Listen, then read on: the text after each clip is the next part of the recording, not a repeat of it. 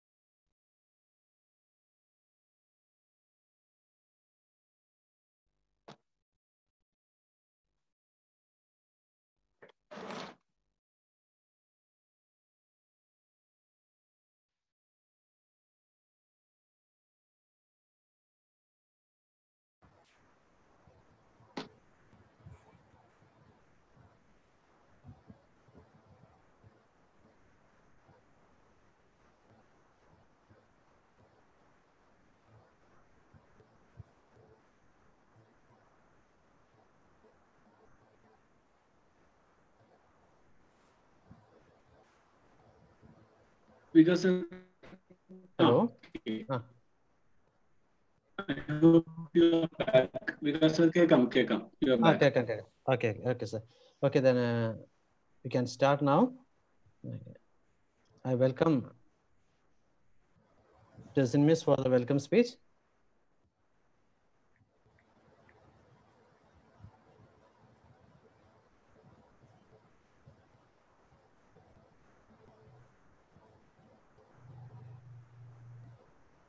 Miss, can you hear me? Sebastian, I am trying to unmute you, asking you to unmute. Okay, Sebastian. Okay, yeah, now you may. Okay, Sebastian here. Okay, once again, on behalf of Commerce Department, I welcome to all for our webinar. I invite Ms. Tessin Sebastian, Assistant Professor, Department of Commerce, for the welcome address. Good afternoon to all.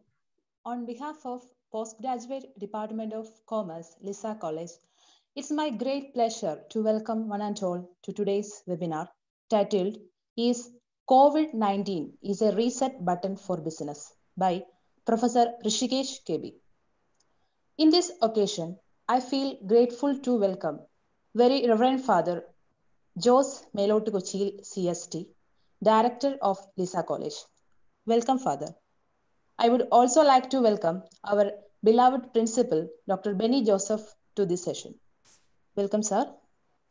I heartily extend my welcome to Very Reverend Father Bobby Pullolikal, Manager of Lissah, and Very Reverend Father Niju Talachira, Vice Principal of Lissah. Welcome, Father Bobby and Father Niju.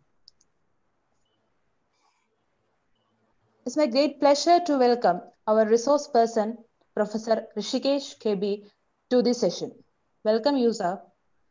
About the resource person, Professor Rishikesh KB, he is currently working as a faculty of School of Commerce, Finance and Accountancy at Christ University, Bangalore. He is an alumnus of Delhi School of Economics. He holds MPhil in Commerce and Management subjects. He has teaching experience of 10 years in institutions like Prudence Women's College, FIMS Calicut, SRCC Delhi, and Christ University Bangalore.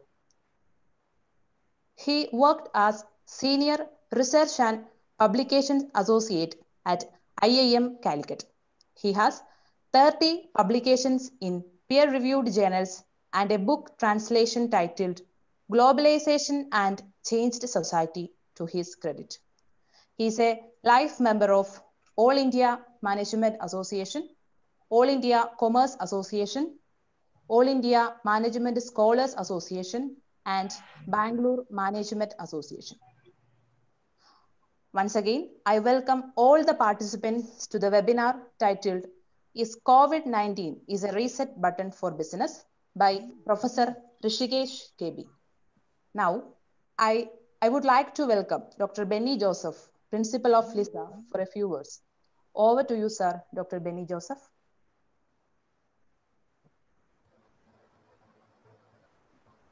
I think Beni sir will join with us later. Okay, I think we can directly hand over, or very directly can start our session, the most awaited session of our program. We will invite our faculty or our resource person, Rishikesh, for the session.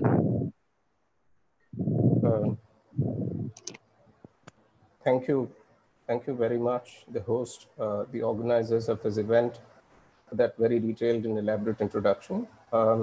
Now, do I have the screen sharing rights right now? Can I do that right now? I think somebody else has to switch off this screen Yeah, sharing. sure. So I'll just share. I'll stop share my screen. You may begin with your screen.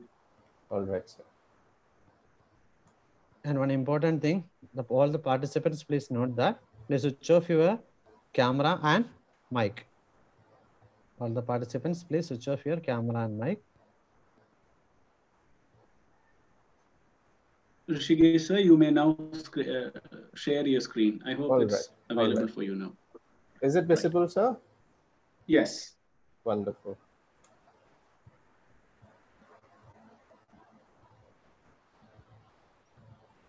So good afternoon to you all, and a big namaste to all of you.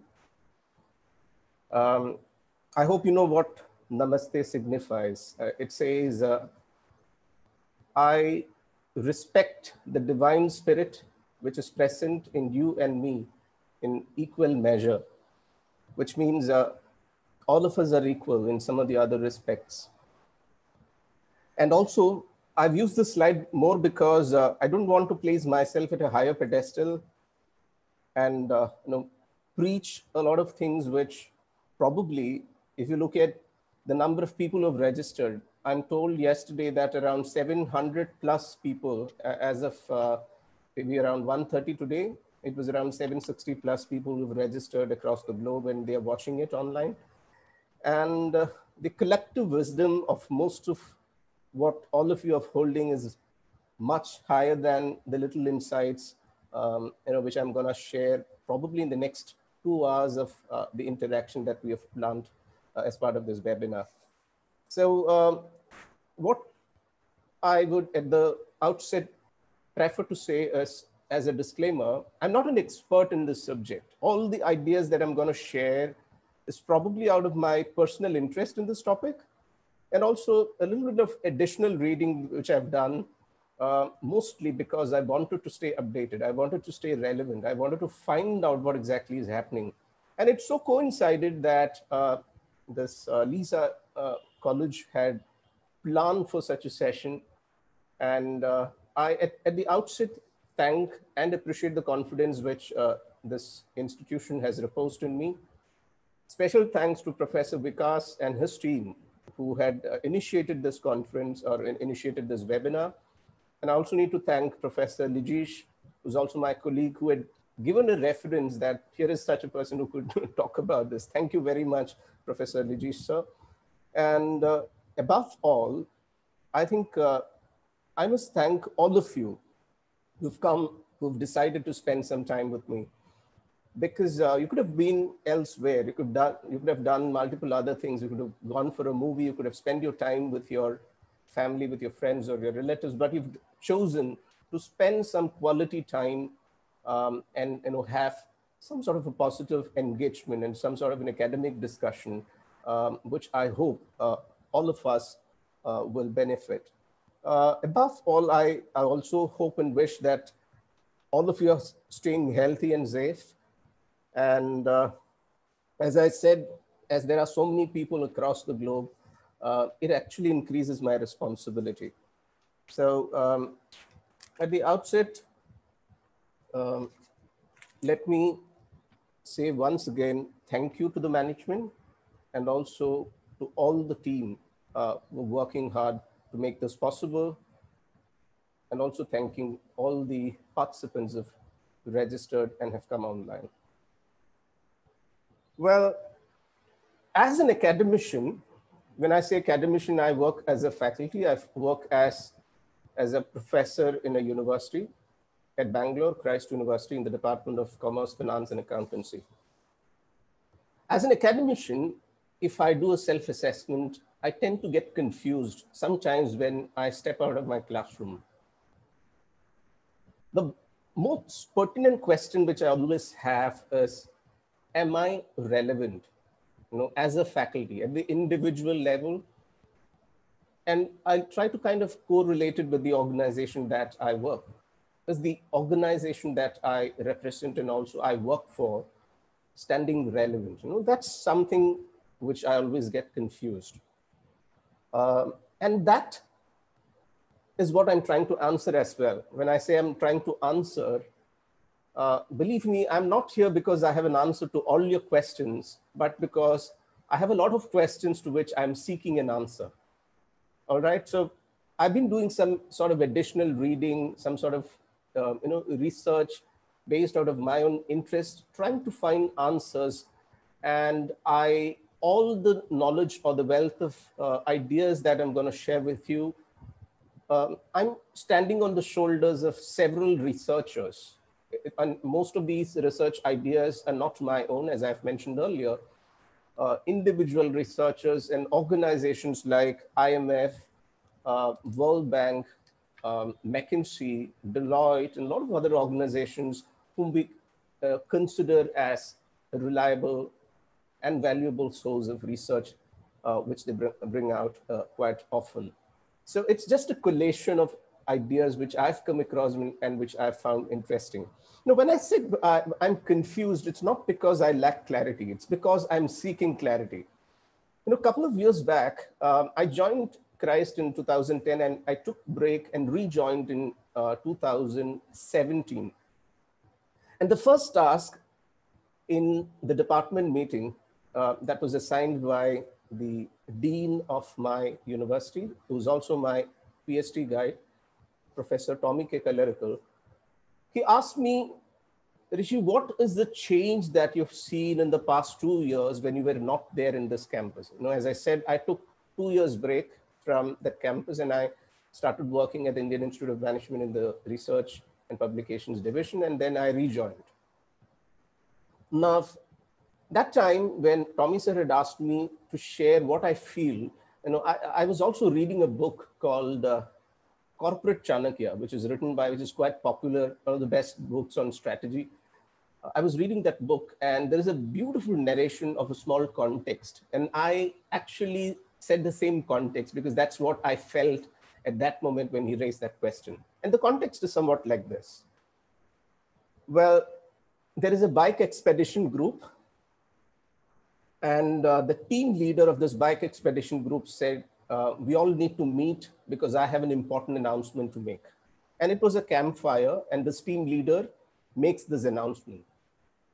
The announcement is, dear friends, there is a good news and there is also a bad news. There is a good news, there's also a bad news. The good news is that we've traveled more than what we had initially planned for. We had these destinations, but we have crossed more than what we had initially planned. And the bad news is that we are lost. We don't know where we are. We're completely lost. That is exactly what I felt. In 2 years, when I was not there in that campus, a lot of things had changed. There are a lot of positives which I could find. And there were also a lot of confusions, lack of clarity, a lot of bad, and I'm not saying bad, a lot of challenges which has come up. And those challenges are that the students' expectations had changed. The faculty's expectations had changed. The usage of technology had become rampant. Research was given a lot of importance. The entire dynamics of how the academics functioned had changed in just 2 years.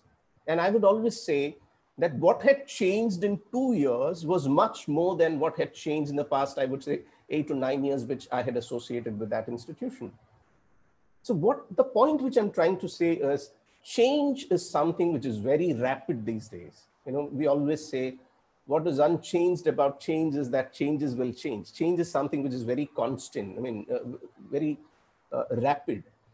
So in that change which is happening, both at a personal level and also if you look at the organizational level, I tend to get confused. And that is when I sit back and kind of think about a lot of questions to which I'm trying to find an answer. And those questions and answers is what I'm trying to share with you. And as I've always said, all the ideas that I'm sharing with you are already available in different literatures. So it's just a collation of ideas which I found meaningful and sensible. Couple of reminders, which I'm sure the organizers have already shared with you. It's better that all of you switch off your audio and video. And if you have any questions, we have time reserved till the end of the session. You know, it's better that you don't interfere during the course of presentation, but if you have any questions, let's take it up towards the end of it. And I've kind of designed this presentation in this manner. First, I'll share some of my insights on the topic that we have chosen for discussion. And then I've also invited two of my students who are entrepreneurs themselves, but very established entrepreneurs. So they'll be sharing how they manage their organization for close to about 3 to 4 months post-lockdown. And then we'll wind up with some common thread. Later on, we'll kind of identify some pertinent questions, which I'm sure the organizers, the host would let us know. And then we'll take up those questions for discussion. That's the kind of rough format which I have, but always feel free to add on if you feel I'm factually incorrect, or if you feel there are more things to be shared, or if you think, what I'm looking at is also a constructive feedback, you know, that is always welcome. Yeah. So on that note, let's begin. Well, I would always prefer having discussions using this experiential learning cycle of globe. You know, people across the globe, whoever is watching this online, you all come with a wealth of experience. And that wealth of experience could be academic experience. It could be research experience. It could be industry experience, on-field, on-ground experience. So multiple sorts of experience that you all come up with. Now, second is a phase of reflective observation. That is something which I believe all of us are doing right now. We've got it's a God-given time for all of us to sit back and reflect on what we are doing and what was working and what was not working. Yeah, that is exactly what we are doing. And what is the intent behind this reflection? What's the intent behind this whole interaction? We need to conceptualize, we need to have some takeaways, we need to learn some ideas from each other, and then we intend to go back and experiment in whichever field we are working in. It could be in the field of academics, it could be back in your business, it could be entrepreneurship, it could be research, in whatever all of us are involved in. So what I'm trying to say is we are here to sit back and reflect and observe on what we are doing and what we are not doing, what is working and what is not working. And let's kind of learn from each other. That's the whole exercise that we'll be doing in the next 2 hours of time that we're going to spend together. First thing, I'm not going to share my PowerPoint presentation. That's the first thing to, don't, like some of the students at the fag end of a semester when the exams are near, they would come back and ask, sir, can I have your PowerPoint? They won't be sitting and listening in my class sometimes, and I'm not saying everyone, but there is a few. Don't be like those students. I want you all to pay attention the next 2 hours of time that we're spending. And because PowerPoint doesn't matter. What we do on field really matters. So if you find anything interesting, you can make a note of it or take a note of it and go back and practice. Let's continue this conversation that you're trying to build through this small webinar. I'm always available. I'll be sharing both my personal contact as also my professional contacts. We could stay connected and try to continue this conversation, even if it stands abrupt at some point of our discussion. All right, so don't expect PowerPoint presentations. Well, now let's get into the topic, setting a reset button for business. Now, when I talk about setting a reset button, we need to look at it from two perspectives. First is, as an individual, let's say as a faculty, as a teacher, as an academician, as a businessman, as an entrepreneur, how do I stay relevant? Yeah. So at an individual, you need to delve and kind of think back. And also at an organizational level, in whichever sort of organization that you're a part of, that you're representing, at an organizational level, how does organization become relevant? So I'll be talking more in the context of a business, but I mean, this is something which I would kind of request all of you to seriously take into account. Individually, how do I stand relevant? Organizational level, how do I stand relevant? All right. Okay.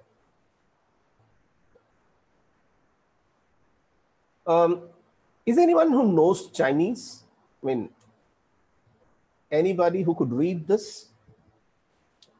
This is how you write crisis in Chinese. All right. This is how you write Chinese in, crisis in the language Chinese. But if you take these characters, which reads as crisis, there are two connotations to it. There are two interpretations to it. One says disaster, and the other says opportunity.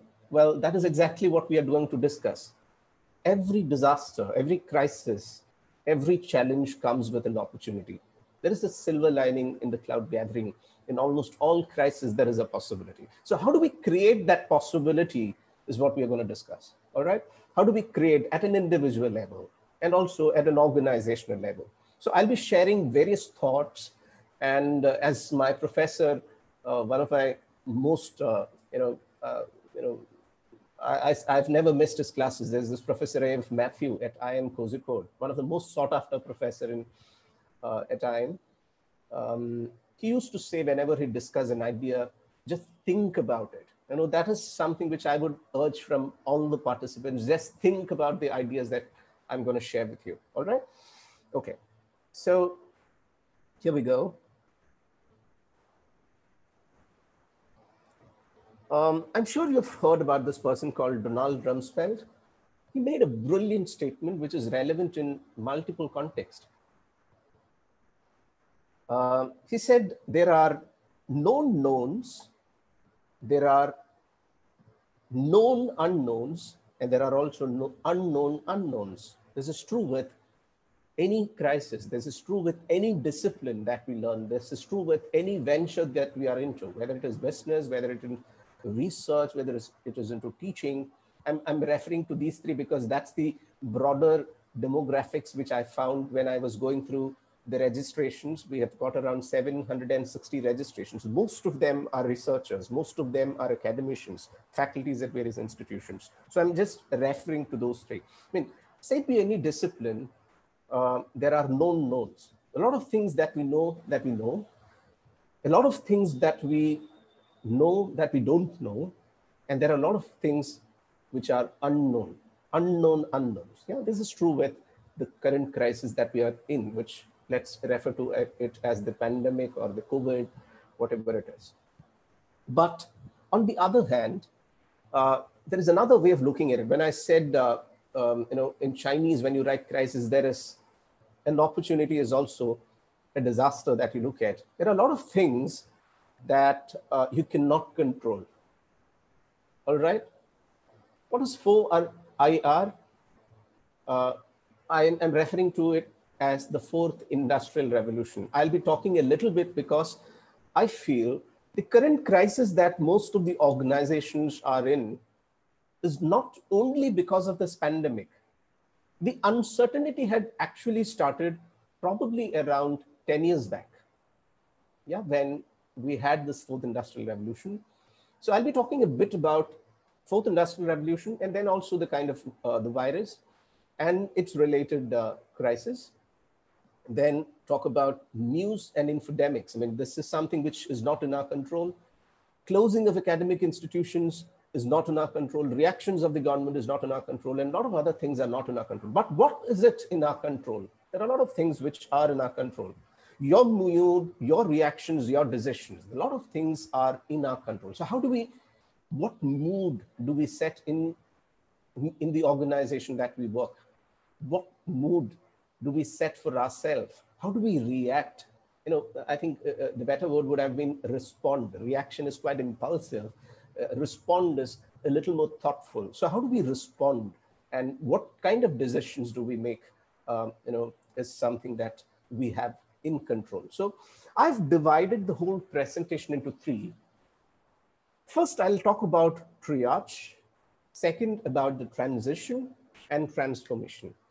For those of you who are not familiar with the word triage, triage is, a sort of urgency. It's mostly used in the medical context.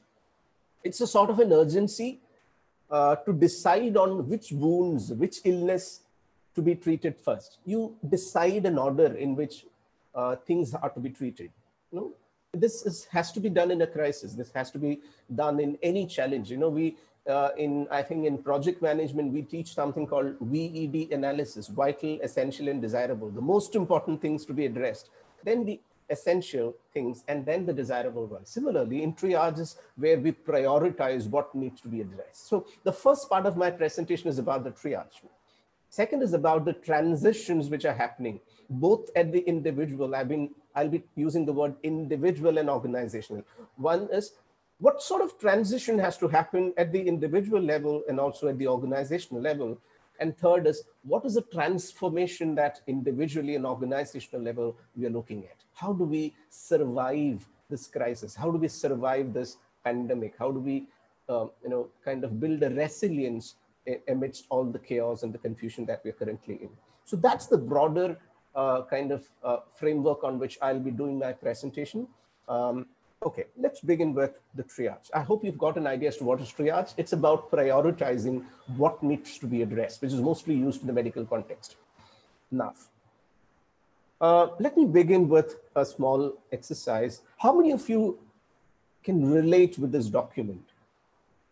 This was a document which prevailed in India, and then I'm going back to the history, and which was mandatory for all those who had an electronic television or a radio.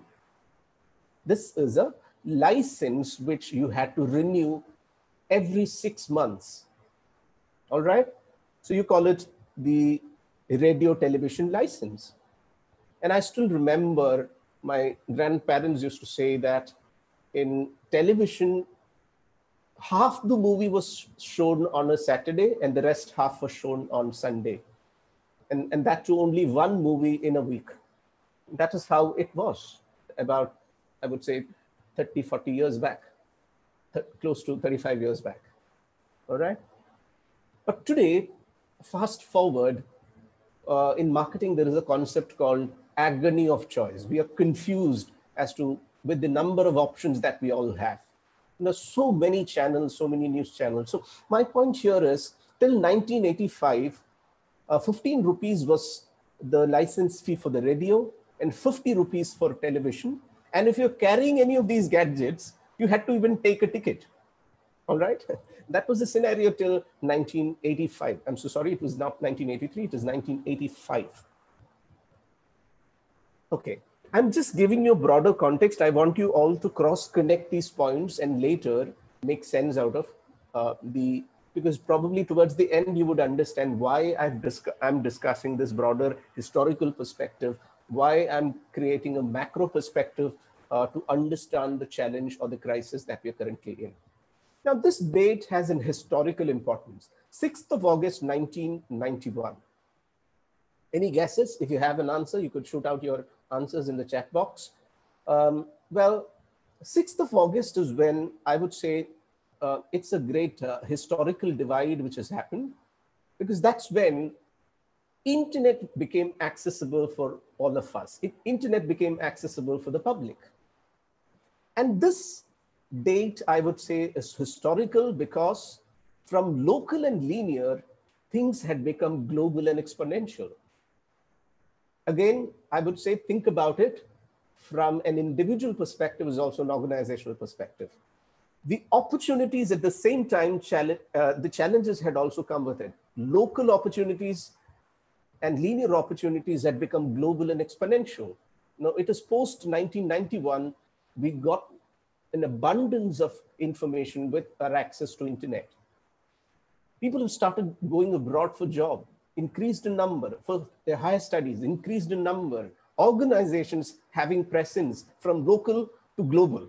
I mean, also I always say this to my students, once you post your resume or your CV in one of the job portals, your competition is not confined to the place where you belong to.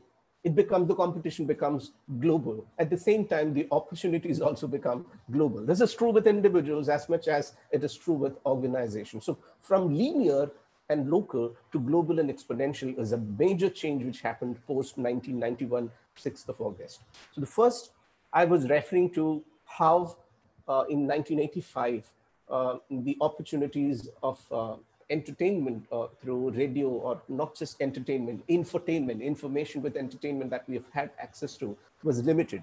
Post 1991, we've had enough and abundance of knowledge explosion had happened, as also the opportunities and challenges had happened post 1991. That's another thing. Fast forward, I'm cutting a long story short. Today, we live in an era of Internet of Things, IoT. I don't think I need to explain it because this is something which is being discussed quite often. What is Internet of Things? Just imagine all the gadgets that we're using currently gets connected to internet. That is Internet of Things, as simple as that. Already we've started experiencing it. You have your automobile, you have your mobile, your watch, you have your refrigerator, your television, your cooking devices. Everything is connected to internet. That is Internet of Things, as simple as that. In fact, I came across a shoe which is connected to internet. It's based out of Bangalore. No, I think Bangalore or Hyderabad, I'm not very sure. There's this company called Lechal, Lechal. Lechal is a Hindi word.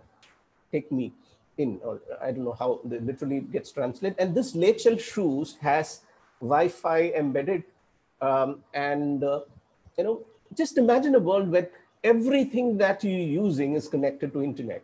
That's Internet of Things. Now, I came across a refrigerator. I don't want to mention the name of the company because they are yet to commercialize it. And the research has already happened and the gadget is also developed. This refrigerator can be operated within a radius of 20 or 30 kilometers. And it also has artificial intelligence, which keeps a track of the food items that you store. And whenever it gets over, the refrigerator on its own would place an order. And by the time you're back from office, the product is delivered at your doorstep. Amazing. I mean, that's Internet of Things for you. Now, when I say all this, Internet of Things is just one of the aspects of the fourth industrial revolution. Now, all what I was talking about is the different phases of industrialization which has happened. The initial one was in 1784, where we had steam engine. Then 1870, we had mass production with larger production units, bigger companies becoming functional. And then in early 1970s, I guess in India, it was late 1980s or early 1990s that computer and automation became common. And today, what we are talking about is the fourth phase of industrialization, which is the Industry 4.0. So I'll be spending some time on this because the current challenge, current crisis, which most of the organizations are in, or even individuals are in, is not just because of this pandemic. The kind of uncertainty, the kind of confusion, the chaos, panic had already started probably around 10 years back. So what is that panic is what I'll try to kind of elaborate. So what is fourth industrial revolution? No, this is just a gist of things that can be kind of summarized in fourth industrial revolution. You have mobile devices. I mean, mobile is a huge source of staying connected, huge device with, umpteen of options. You have almost everything confined to one small gadget. It has become a kind of an extended part, organ of your body, of our body. So mobile, then Internet of Things platforms, location detection technologies. When I say location detection technologies, let me tell you that there are 2 countries which has made chipping in the body of a newborn baby not mandatory, but they've given that option. Sweden has made it mandatory, and Australia, one of the small cities in Australia, had also made it a kind of an option. Now, what is this chip? Every newborn baby would be embedded with a small chip, which becomes a substitute for all the cards that we hold today. Driving card, driving license, then PAN card, then Aadhaar card, you have bank credit card. All of those gets replaced with just a single chip. And the extended version of this is that there are tattoos of this chip, which can be removed from your body. Now, why is this happening? No, I always quote this example. I have a lot of my friends working in the IT sector in Bangalore. And one of the most difficult problem in Bangalore is, biggest challenge in Bangalore is get a domestic help. Some of you who are from Bangalore or from any other metro cities would also be able to relate with what I'm trying to say. So what most of them do, and we can't trust also the kind of people that you get. So what these people in the IT sector are doing is they will install a CC camera at home and they carry 2 laptops. And in one laptop, they would monitor what is happening at home, and in the other one, they would do their work. I mean, that's how they balance, if at all we may call it a personal life, as also the professional life. Amazing way. I mean, so why is this, why did I bring this example here? It's because when you embed a newborn baby with a chip, you can actually trace, you don't need to have a CC camera. You can trace where the baby is moving around, whether, when they grow up, they are attending the classes, where you can keep a track of things. When location detection technologies are kind of evolving as part of the 4th Industrial Revolution. Then you have advanced human-machine interfaces. You know, the kind of developments happened in through Sophia, which is a kind of robot which had even got citizenship in the Middle East. Authentication and fraud detection, 3D printing.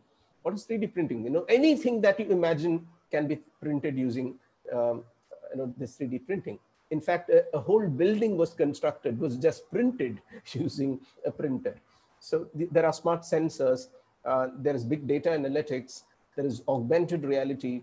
One of my good friends is working, his Srinath Murchilot, he is working on hologram, holography technology, which could, and I never thought something which was only researched in MIT and Stanford could be possible in my home state, in a very small city in Kerala. So cloud computing, that is also going to be. So if you look at all of these, most of the organizations have now realized the importance and the implications of all of these devices, because that's the future for most of the business groups to survive. So that's another point which I wanted to bring in. Now, for those of you who have been in my classes, I understand that a couple of my students are also attending this webinar, and a lot of my colleagues, some of my friends. I have a small pattern which I follow to build an argument. Probably for you, those of you who are familiar with my presentations might find this a little repetitive, but this is how I kind of intend to build an argument. Now, let me ask a question here. This was at the initial phase of industrialization. We spoke about 4 different phases of industrialization.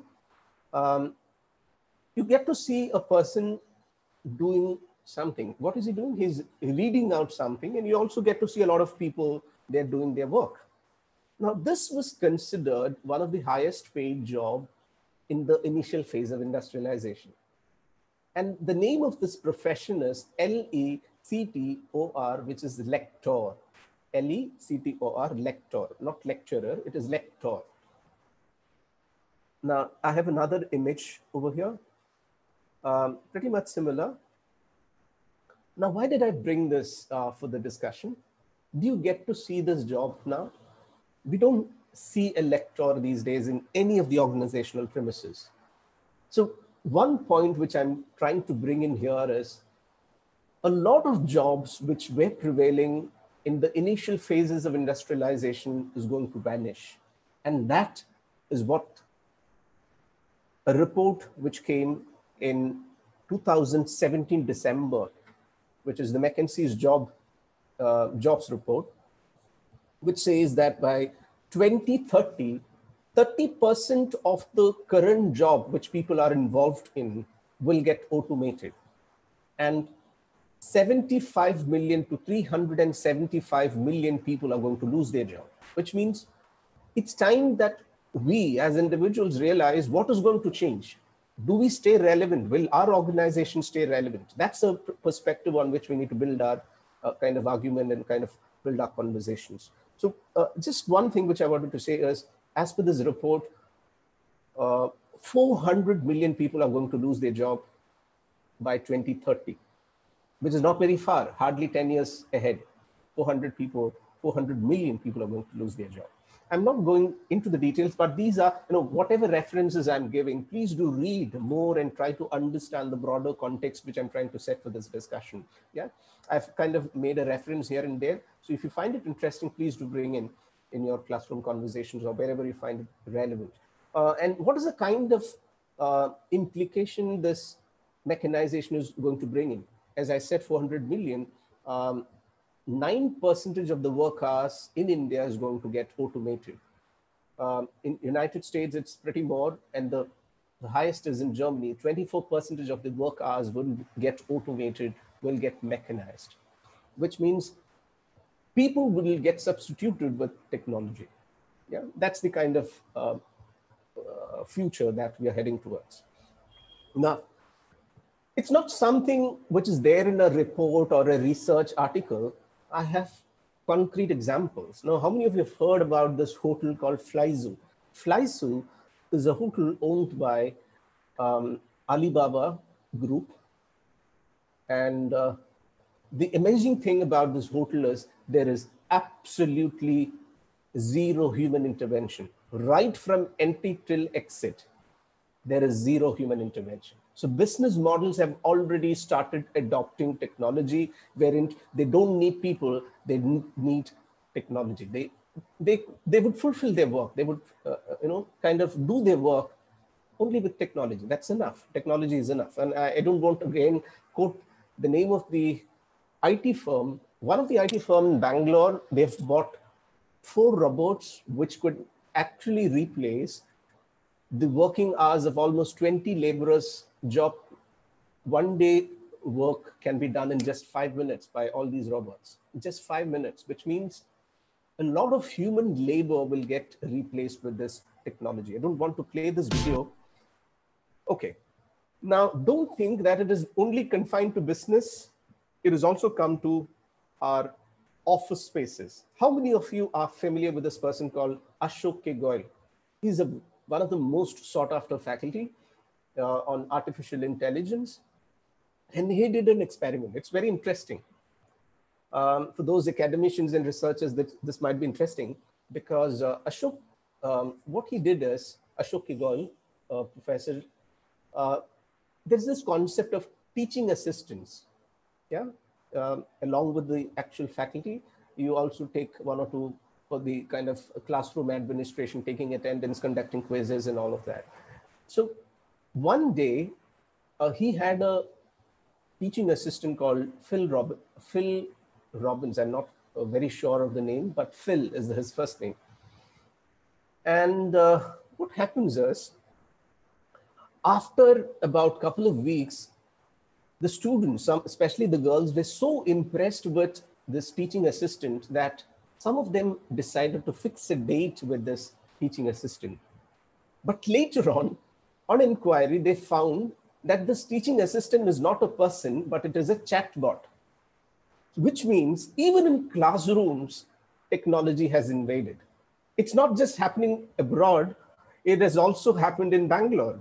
There is this school called Indus International School where a teacher is replaced with a robot, which means no profession has a future without usage or without upskilling ourselves, without outperforming the technology, which is certainly going to invade our personal life as also our professional life. So that's the point which I wanted to bring in.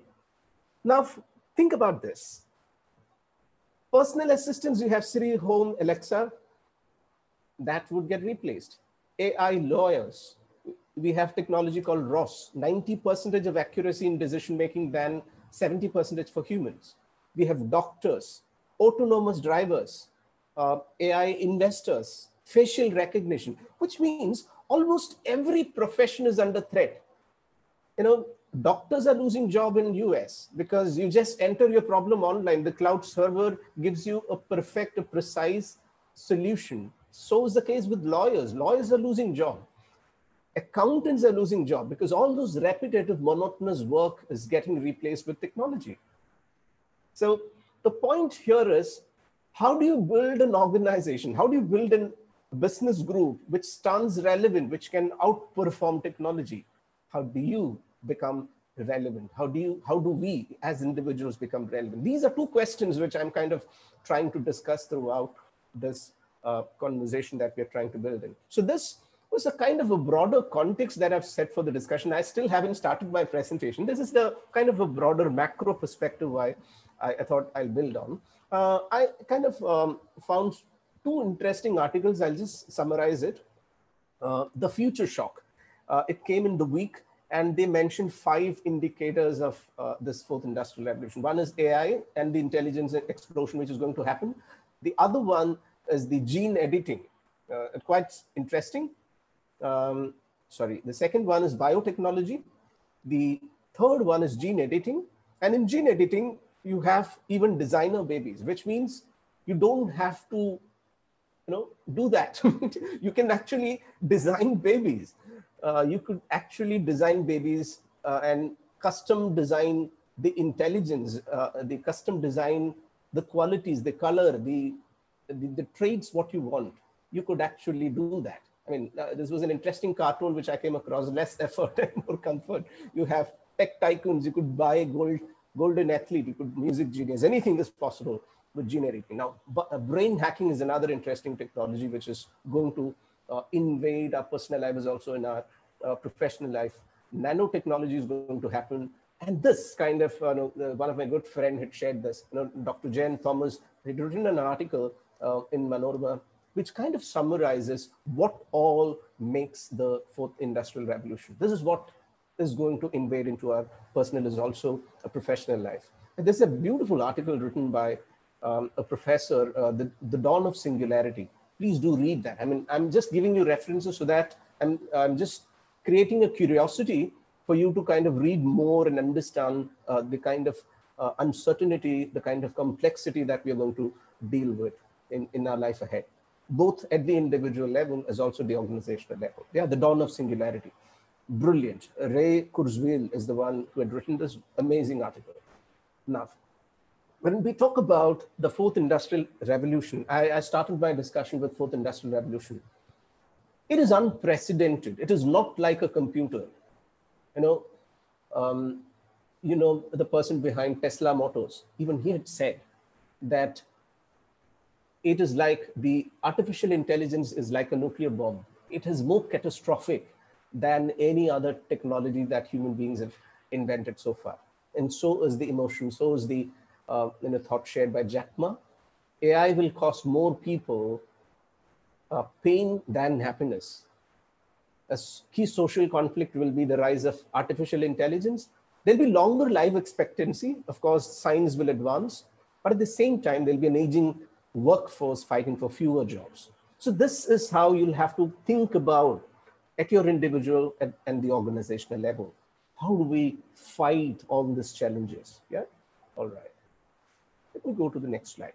Now, what are the basic challenges, or what are the fundamental challenges of artificial intelligence? Among multiple other things, I'm speaking more about artificial intelligence because it is more catastrophic, as is pointed out by several researchers, than any other technological innovation. World Economic Forum had beautifully summarized it in an article, and they identify a list of challenges. One, of course, is unemployment. This is going to rise for sure. What will happen after the end of jobs? As I said, 400 million is not a small number. 2030 is not far ahead, just 10 years ahead. A lot of jobs are going to become redundant or completely outdated. Second is inequality. The divide between the haves and the have-nots will, in economics, there is this Gini coefficient that we, discuss, the kind of divide between the rich and the poor. Now, what is interesting here is the technology is going to replace human beings, but technology, they don't need money. People need money. So who will get the money that these technology, to whom will you distribute the money that they're generating? Which means only few people can afford technology or artificial intelligence or whatever we are talking about. And that distribution of wealth would get confined to very few people, which means there is a rise of inequality. That is another thing which we need to be really worried about. Humanity, how do machines affect our behavior and interaction? Can we even go wrong when everything is going to be very precise, accurate, when there is a lot of information explosion? Is there even a possibility of things going wrong? Can there be serendipity? Serendipity is a concept that sometimes we end up experimenting and discover new things. Will that happen, or will everything become singular? Artificial stupidity is a brilliant way of looking at it. Artificial intelligence is fine, but what about artificial stupidity? What if technology goes wrong? Who will take the accountability of it? That's an amazing perspective.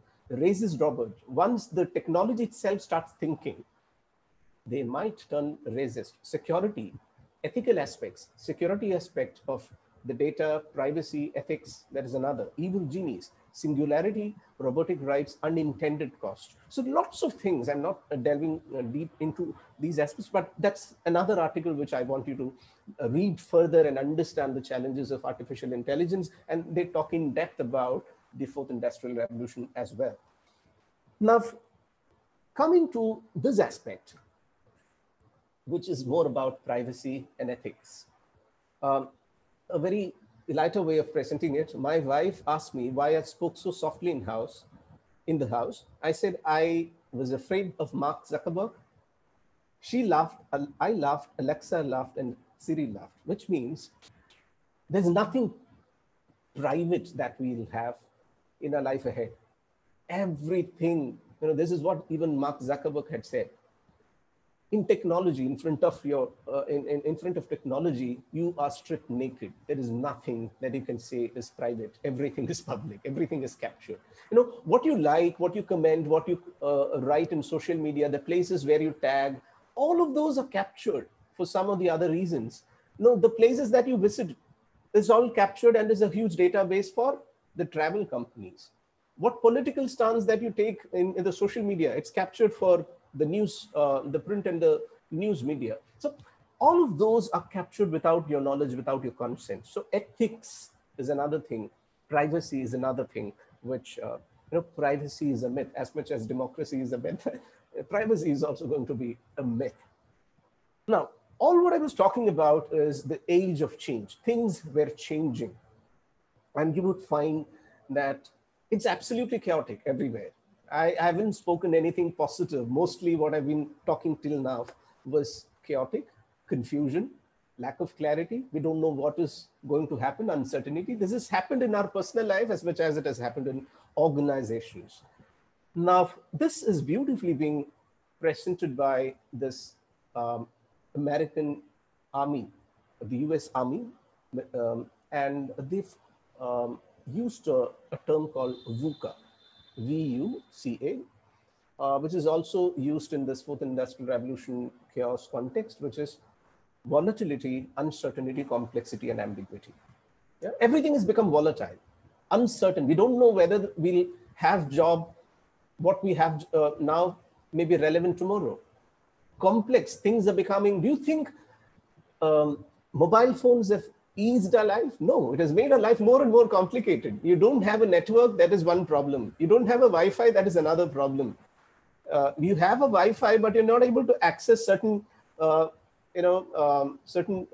facilities, features in it. I mean, that's another problem. With every opportunity, there are also problems. With every kind of feature, with every kind of facility that comes up. So life is becoming more and more complex and complicated. And then the last one is ambiguity. So volatility, uncertainty, complexity, and ambiguity is going to be the kind of an order of the day. That's another aspect which I wanted to bring in. So we're also becoming, so what I was trying to talk about is the first phase of the discussion, which is about how much technology has invaded into our privacy and how much has it changed our personal life as also professional life, as also the organizations in which we are working. Now, let's come to the current crisis that all of us are a little apprehensive about. We don't know. We always talk about pre-COVID and post-COVID, but the reality is pre-vaccine and pro-vaccine. There is no pre-COVID, and because unless and until we invent a vaccine, everything is uncertain. We never know when it is going to happen. No, it's just experiments and a lot of claims here and there. So it's pre-vaccine. So I think just as we divided from 6th of August, 1991 has been a historical year in terms of opportunities and in terms of several changes which has happened.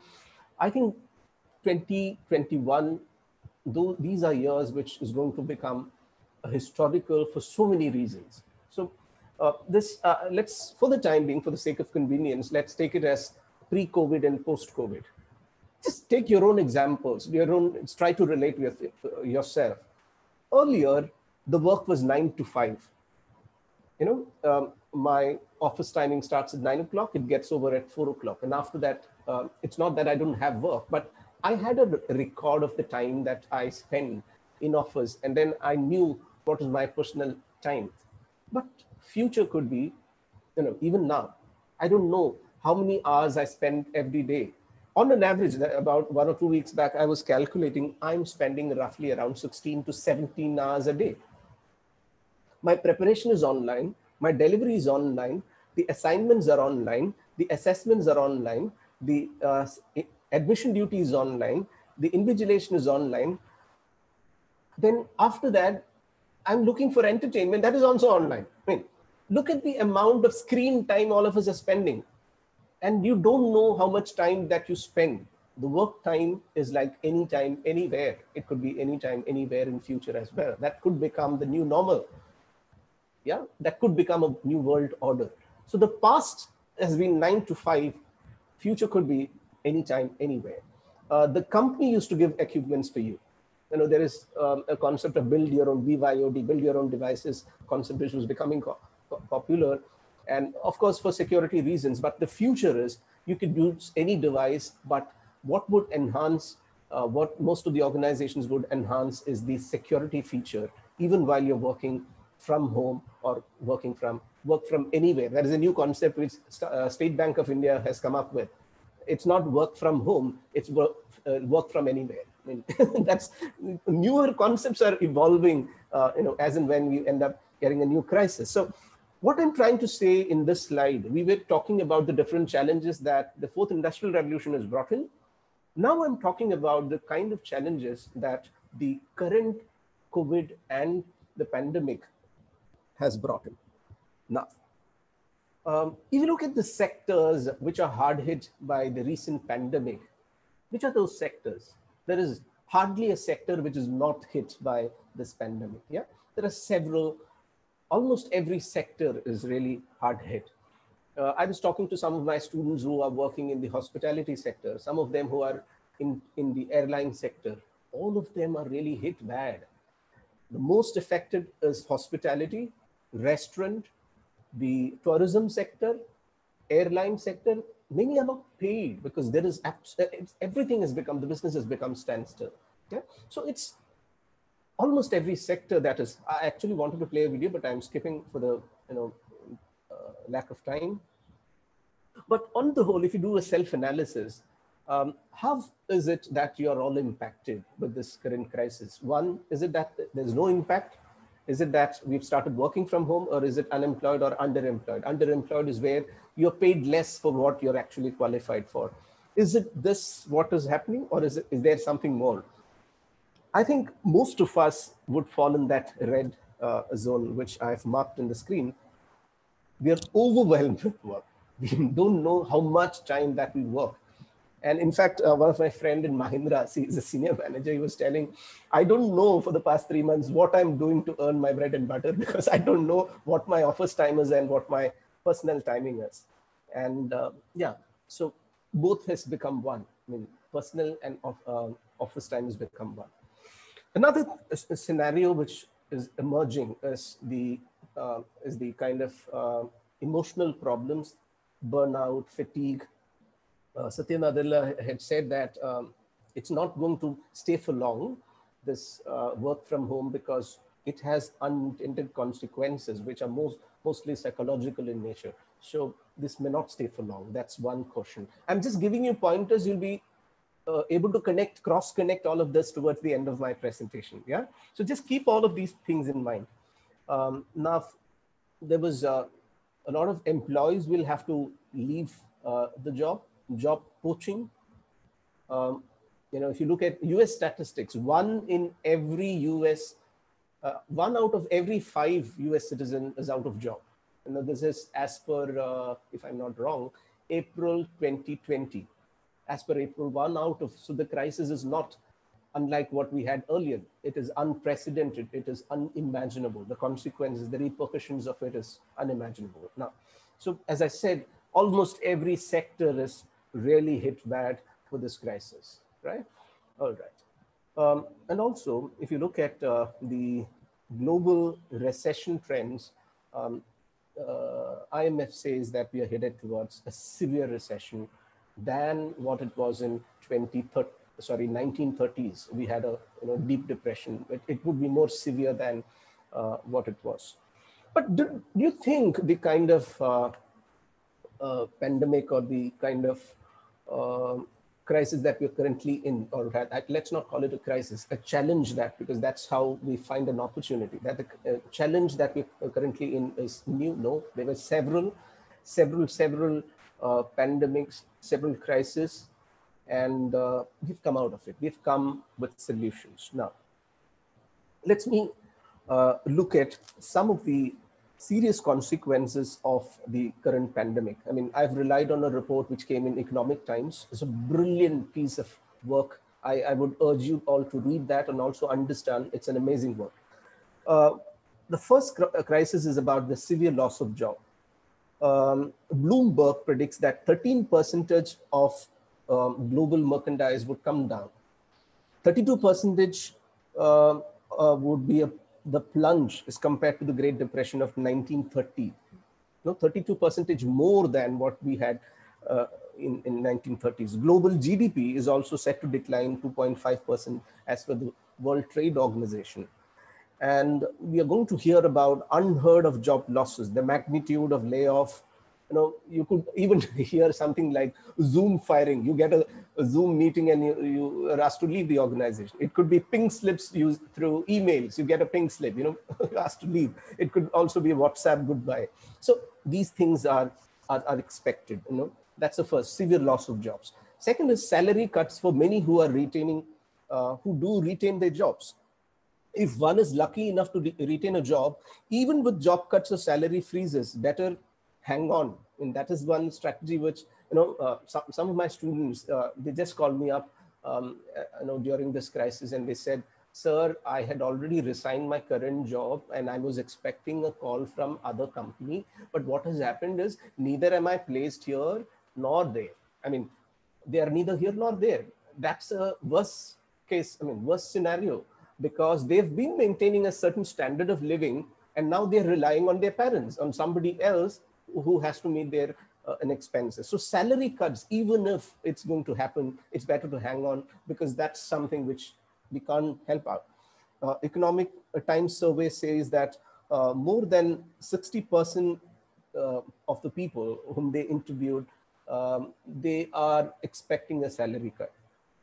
Older employees and mid-level employees are more at risk. And there's normally in HR literature, we talk something about last hired and first fired. I mean, the last one who are hired will be first fired, but that's not the case.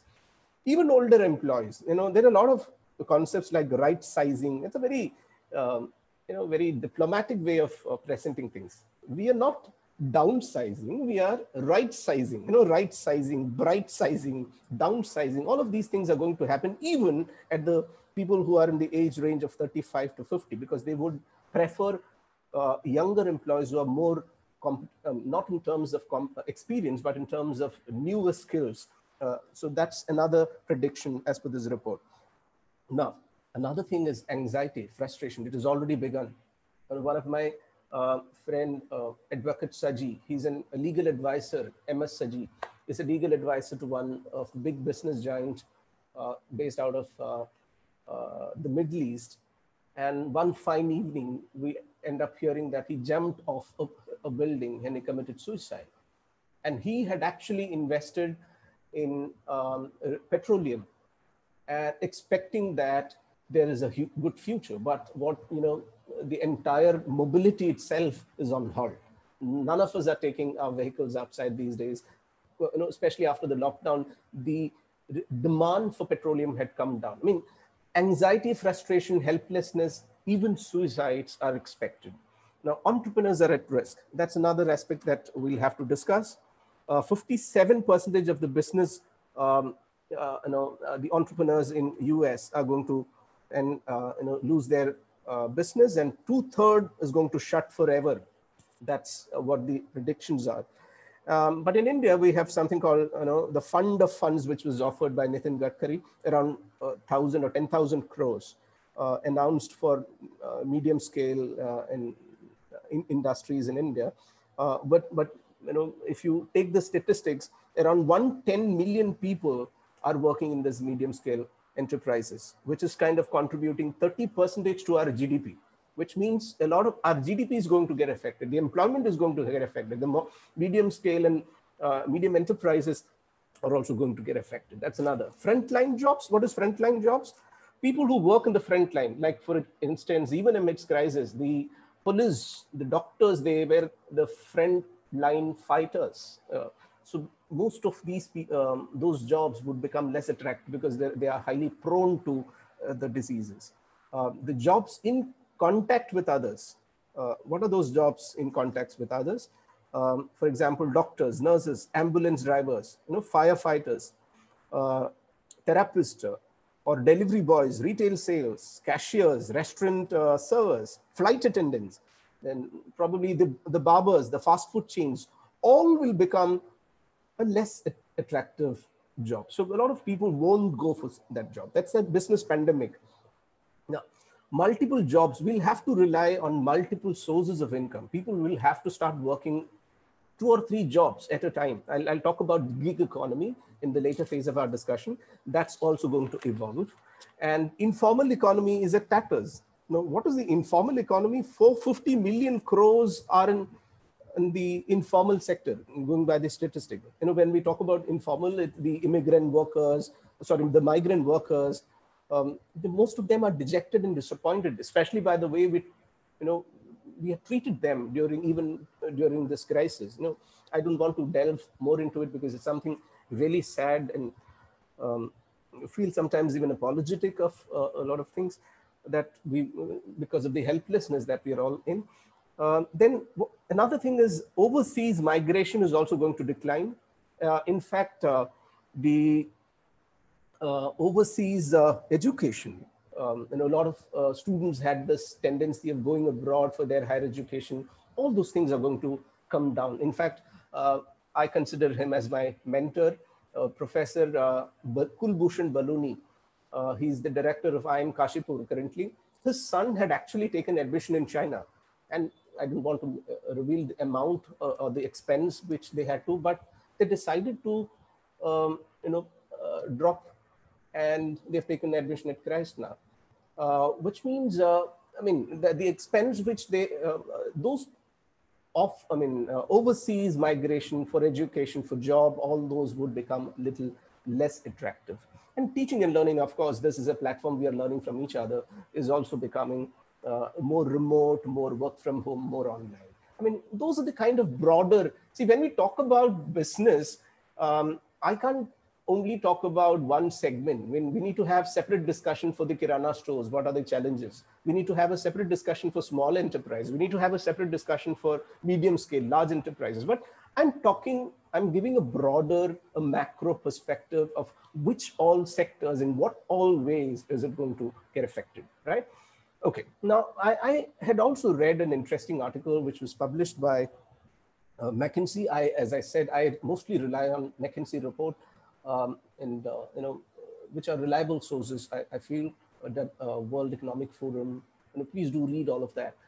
They say that globally there are 4 major trends. One is at the organizational level. 52% of the company executives whom they interviewed across the globe say that the national economies in which they operate are really hit bad. 10% decline is what has happened.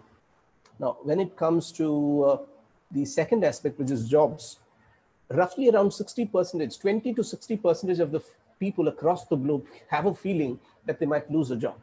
Sectors, almost every sector, there's hardly a sector which is not affected. Attitudes, that's a ray of hope. Attitude is that, this is the executives' response to the survey that they conducted globally. Most of them are optimistic that the business would be normal or working on site would happen by December 2020. Yeah, so that's the kind of global scenario. I was giving a Indian perspective. Is also this is a global perspective to how the business has to kind of adapt to, or business has to consider what aspects has to be considered if they are looking for building resilience. So I kind of done with only my first part of presentation, which is the triage. Triage, I'm again repeating, what's triage? How do we prioritize what needs to be addressed? There are a couple of things. As I said, it is not just the pandemic.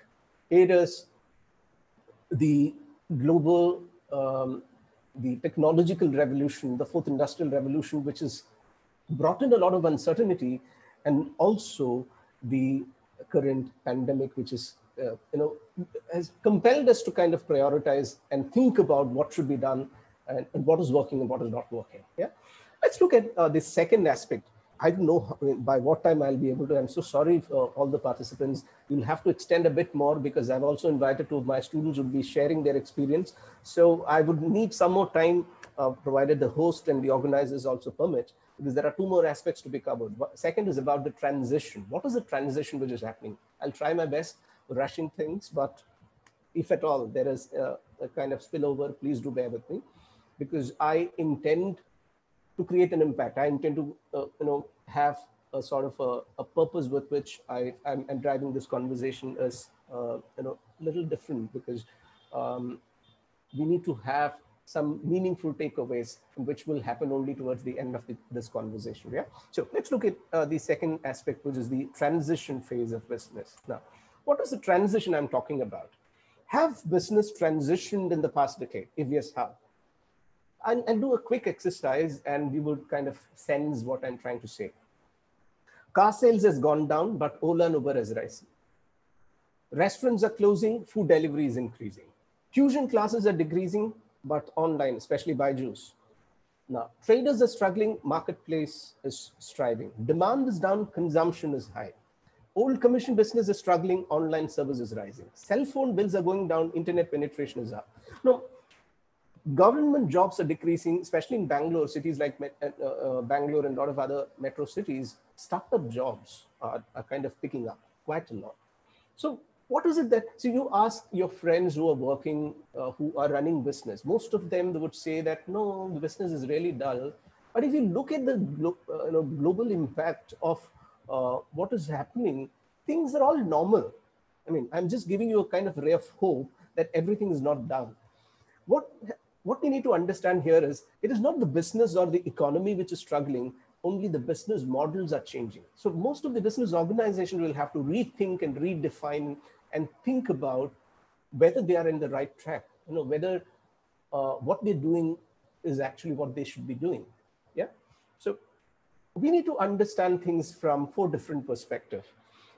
One is the usage of technology. How much technology is embedded into business? Second is about the economic aspect. How much of business am I able to create? There is a concept of value for many and value for money. We need to provide people the value for money is also value for many people. How do we create that? Social. How do we create a social balance, without much of employee poaching, without much of, cutting down your staff? The last aspect is the planet. How do we effectively utilize the resources? That's the planet, because planet is something that gives us a lot of resources. So we need to understand and look at organization from these four perspectives. One is technology. Second is economic. What sort of economic impact does it have? Third is the social implications of your business. And the last one is about the planet and the resource. So let me give you a hope here. I'll skip this slide. Sorry for this.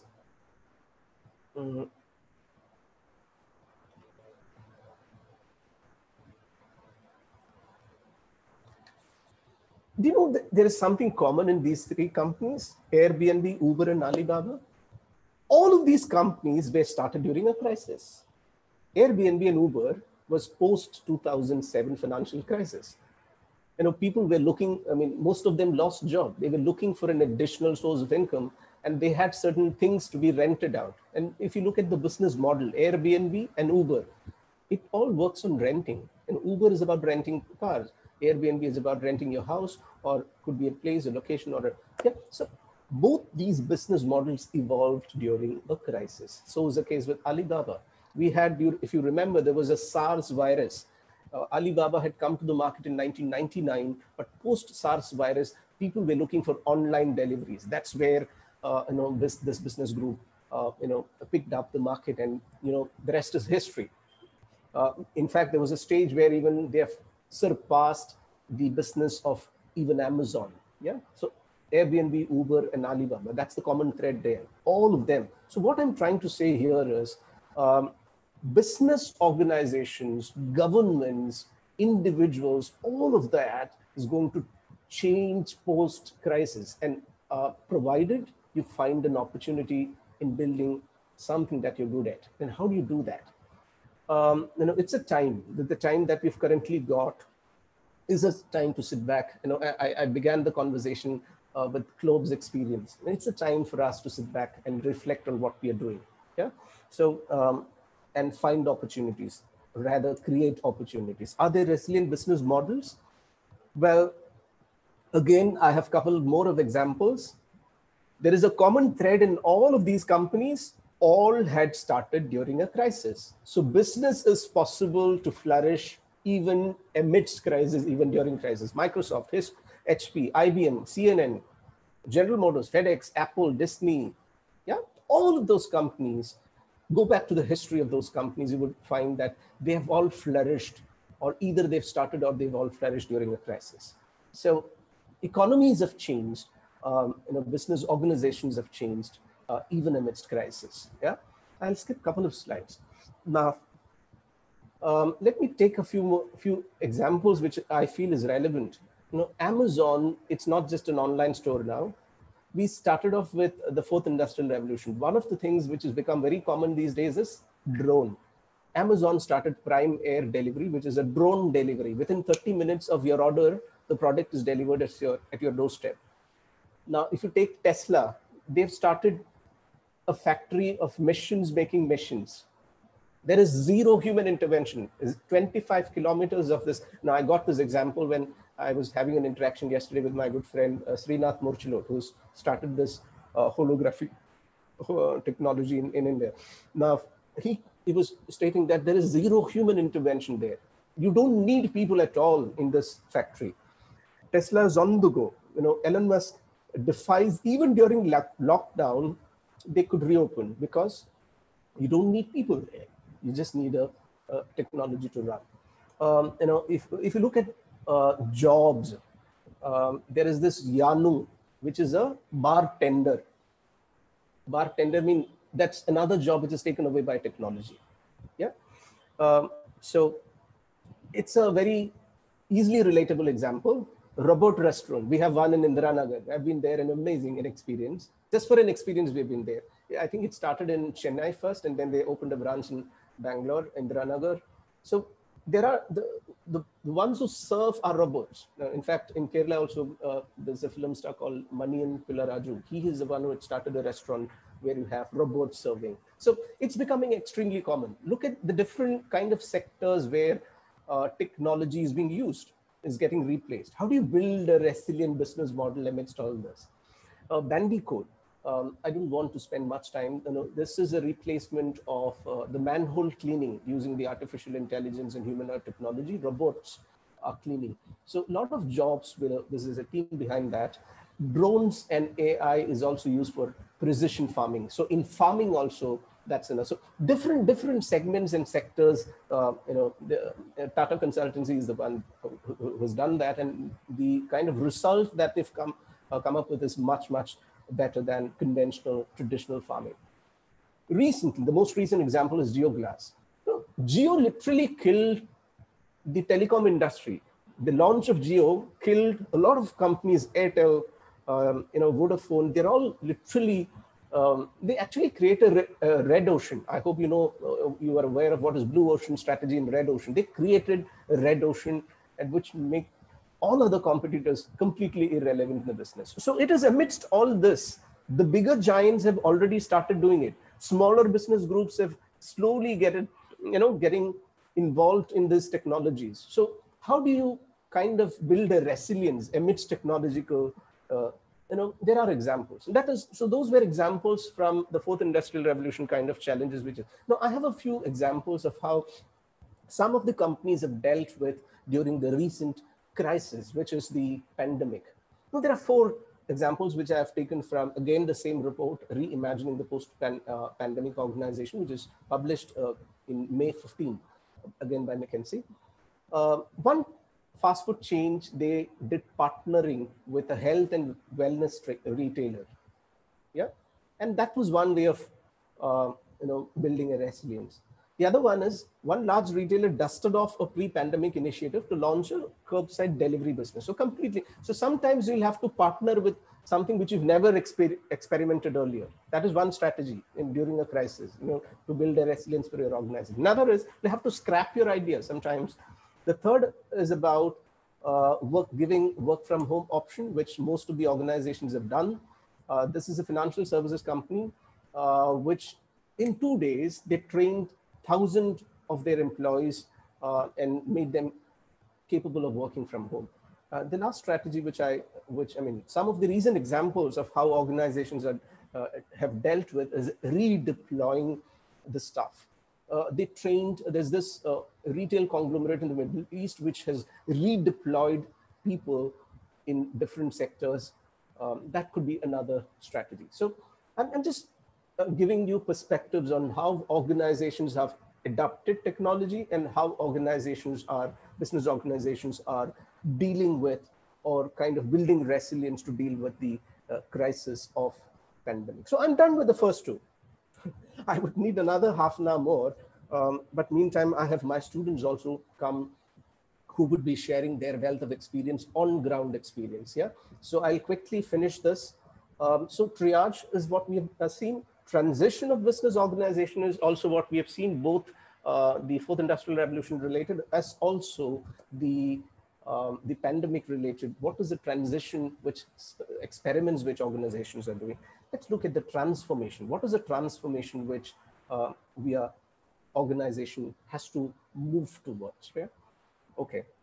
When I say this, we need to understand that hope is not a strategy. Hope is just an aspiration. We have to actually practice something which is feasible. We need to plan for it. We need to work on it. Yeah. You can't just aspire. Prayer is an aspiration. You have to also work on it. Work hard to build some strategize. You need to strategize. So this strategizing can be either in reforming or in restructuring or removing things which you've done earlier. But the sad part is, this is a study done by the Harvard, one is the professor, and the report which came in Harvard Business Review 3 years back, which says that only 8% of the company executives are capable of strategizing capable at both strategizing and also execution, which means there is a serious problem there. And how do we address that? I mean, that's something which I'll be spending some time on before I give time to my students. So our organizations, the first question we need to address is, our organization preparing for the future shock? If yes, how? Now, we spoke about the first aspect, which is the fourth industrial revolution and the chaos and the confusion, the VUCA related. But is there an antidote to VUCA? You know, if you can create an antidote to VUCA, that is where you can strategize, and that is how you can strategize and plan for it. The antidote to VUCA is the volatility has to be looked at as creating a vision, anticipate issues and shape conditions. Uncertainty has to dealt with understanding the consequences of decisions that you're making and also take actions for it. The third is about creating a clarity and conviction, not just for your employees, but also for your customers, for your every stakeholder. You need to have a clarity and conviction and build a coherence, aligning expectations and checking for a good understanding of all the people in your organization. The last aspect is about build an agile business. That's how organizations can, from a VUCA of volatility, uncertainty, complexity, and ambiguity, create an organization of vision, understanding, clarity, and agility. That's one way of looking at it, how to deal with the fourth industrial revolution. Many organizations have done that. Amazon Go, they've already introduced most of the technologies which we normally discuss in the fourth industrial revolution. Amazon Go, you just need to go there, grab your product and come out. I mean, the money gets deducted from your pocket. You don't need to stand in queue. Everything is done using the technologies. Yeah, I was conducting a workshop in 2014, thanks to Asif Patil, one of my good friends, who had hosted an event of giving training to some of the entrepreneurs in Kerala. And that time, one of the participants said, "Sir, you must read about the HDFC Bank. They've bought 20 robots and they're planning to employ them as the front office managers. Imagine 20 front office managers are getting replaced at HDFC Bank, assuming there are 2,000 branches across India, 2,000 front office managers are going to lose their job. Yeah. So HDFC. So it's not something which is happening in US or UK. It has actually reached our doorstep. And I spoke about Indus International School, which has employed one faculty. In profession of teaching, it has become, Bangalore has got a vending machine for Pani Puri. It's not just a vending machine. It's actually an integration of all the technologies that we get to see in the fourth industrial revolution. So my question here is, aren't we actually at a convergence point? Convergence point of technology, convergence point of creating newer opportunities for out of this crisis, out of this pandemic. I mean, that's the way I look at it. Yeah, I don't want to create much of a discussion here because one of the questions which we should all ask ourselves is, amidst all the fourth industrial revolution, at an individual level and at the organizational level, how do we stand unique? How do we stand relevant? Now, there are a couple of things we need to understand. Common sense, intuition, creativity, empathy, and versatility are human traits which no technology can substitute, which means those are the things on which you need to work on. I mean, large data sets, I spoke about accounting jobs, I spoke about lawyers, I spoke about a lot of other professions which are dealing with large complex calculations, data sets would all get automated. You don't need people there. You may not need people there. Now, how do we stand relevant? There is another report, World Economic Forum, which kind of compiled the different skill sets needed for us to survive or stand relevant. And there are three companies which I wanted to quote here: Google, Amazon, and Microsoft. I consider them as, and of course, everyone would, I'm sure, would agree that those are futuristic companies who consider three traits: learnability, being curious, and hungry to, yeah. So that's hungry to, a hungry mind is what are the key indicators. You don't need to be a paper qualified to become a Google. You don't need a degree from an MIT or Stanford, or if you're good with creating some value for the organization. A lot of my students are working. Abhay Rao is based out of San Francisco, who's working Debargedas is also working. All of them say, we are not looking for paper qualification. We are people looking at people who can actually deliver value for the organization. So this is going to be the future. Like, you don't need actually a university degree for getting a job. Yeah. So a common thread which I've found in, see, there are different reports by Economic Forum, Forbes, LinkedIn, McKinsey, all of that finds a common thread. One is creativity, the other one is collaboration, ability to think critically, communicate effectively, and the last one is emotional intelligence. These are personal traits which makes organization. So at an individual level and also the organizational, are you creating workspaces which kind of nurtures these traits, which kind of nurtures these, a couple of things I prefer to skip here, but before I give time to, let me quickly share one aspect, considering the current pandemic that we're currently in. This is a time where every organization would be doing a soul searching, because a lot of things get judged by your clients, your customers. One primarily is about the value. Second is about the purpose and the culture. These are, of course, imperatives even in normal times. Let's call it a normal time, because, before pandemic, but this is something which will get tested now. Because how many organizations are retaining their employees? How are they treating their employees? I'm so sorry to say that some of my students are working in one of the college in Bangalore, very reputed college. They were made to work for 3 months, and their future now is uncertain. All of them are asked to leave with no salary for 3 months, which could become, I was sharing this with one professor at IIM Bangalore, and he said, Rishi, this is a time when the ethics of organization, the value of organization will be judged by the clients and their customers, right? Now, how you treat people during a crisis speaks volumes about what organization you are.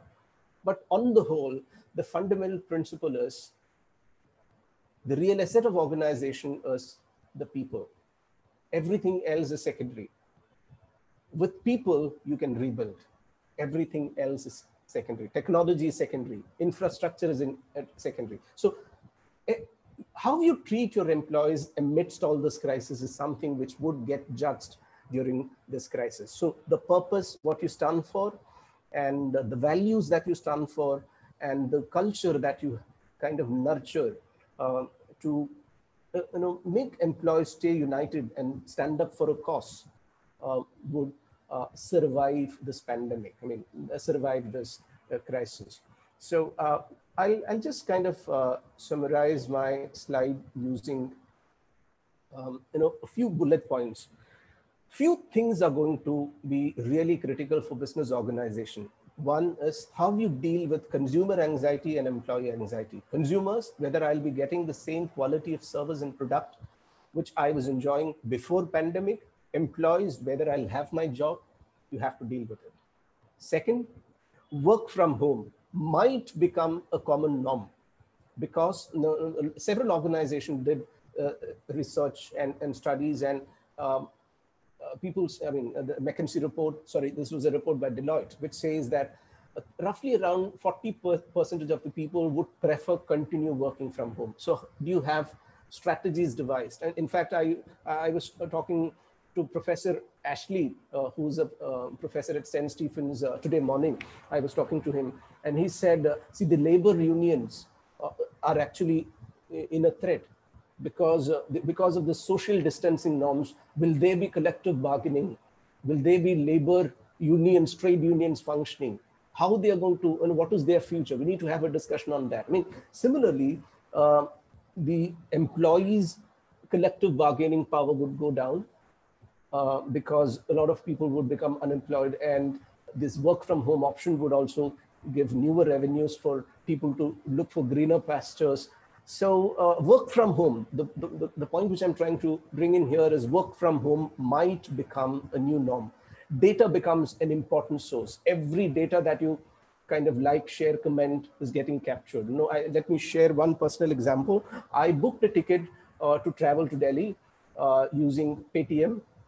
And as and when the day is neared, I started getting messages from Ola and Uber.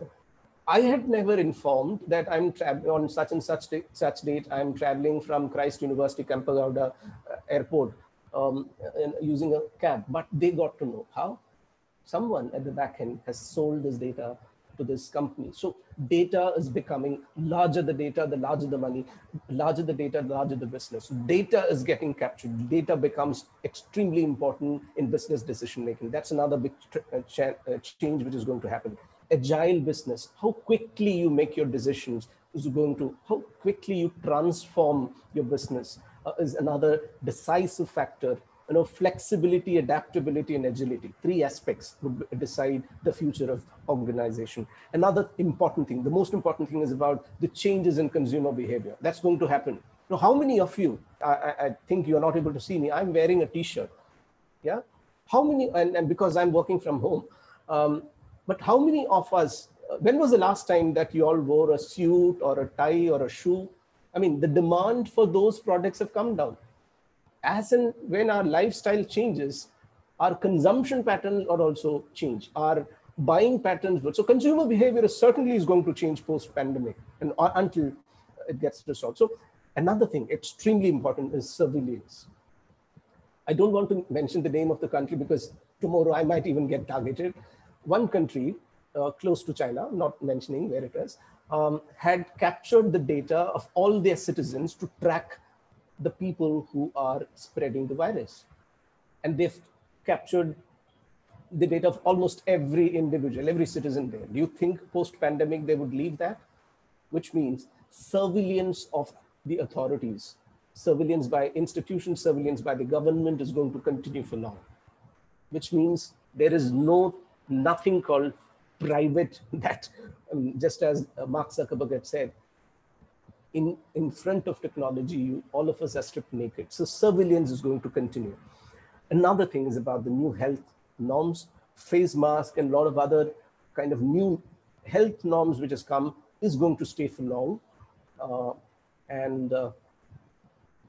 Okay, I'll skip a lot of slides here. And one thing what is going to major business changes, the last point which I wanted to discuss is rhythmic workplaces would become the future. What is rhythmic workplace? I'll take the example of Apple. Apple has a team space, which is the actual office space.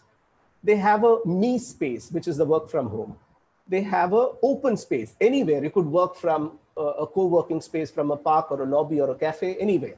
And then they also have a virtual space. They're holistic connected. So this could be the new business model, new working model for organizations. And the 8th aspect, which before I invite my students to interact with you all, is about the innovations which are going to happen.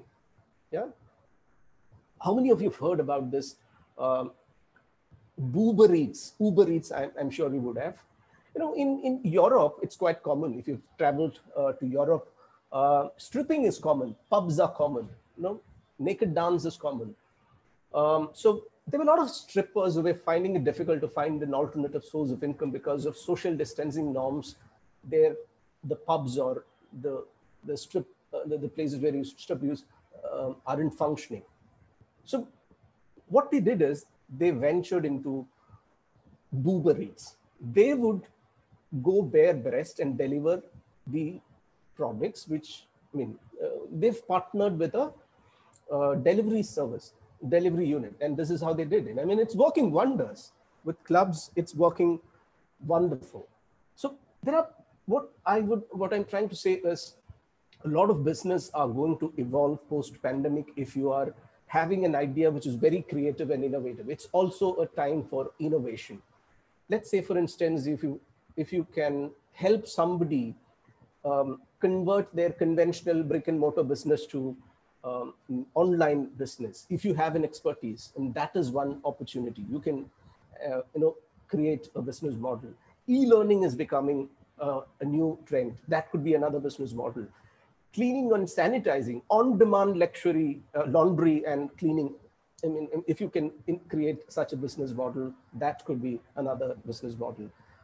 Then content creators, YouTubers and podcasters. You know, a couple of my friends, of my students, Vishal Anand Reddy, he was a live performer and that was his only source of income. He's doing a lot of shows these days. And it was retweeted by, one of the most popular singer in Bangalore and also in India.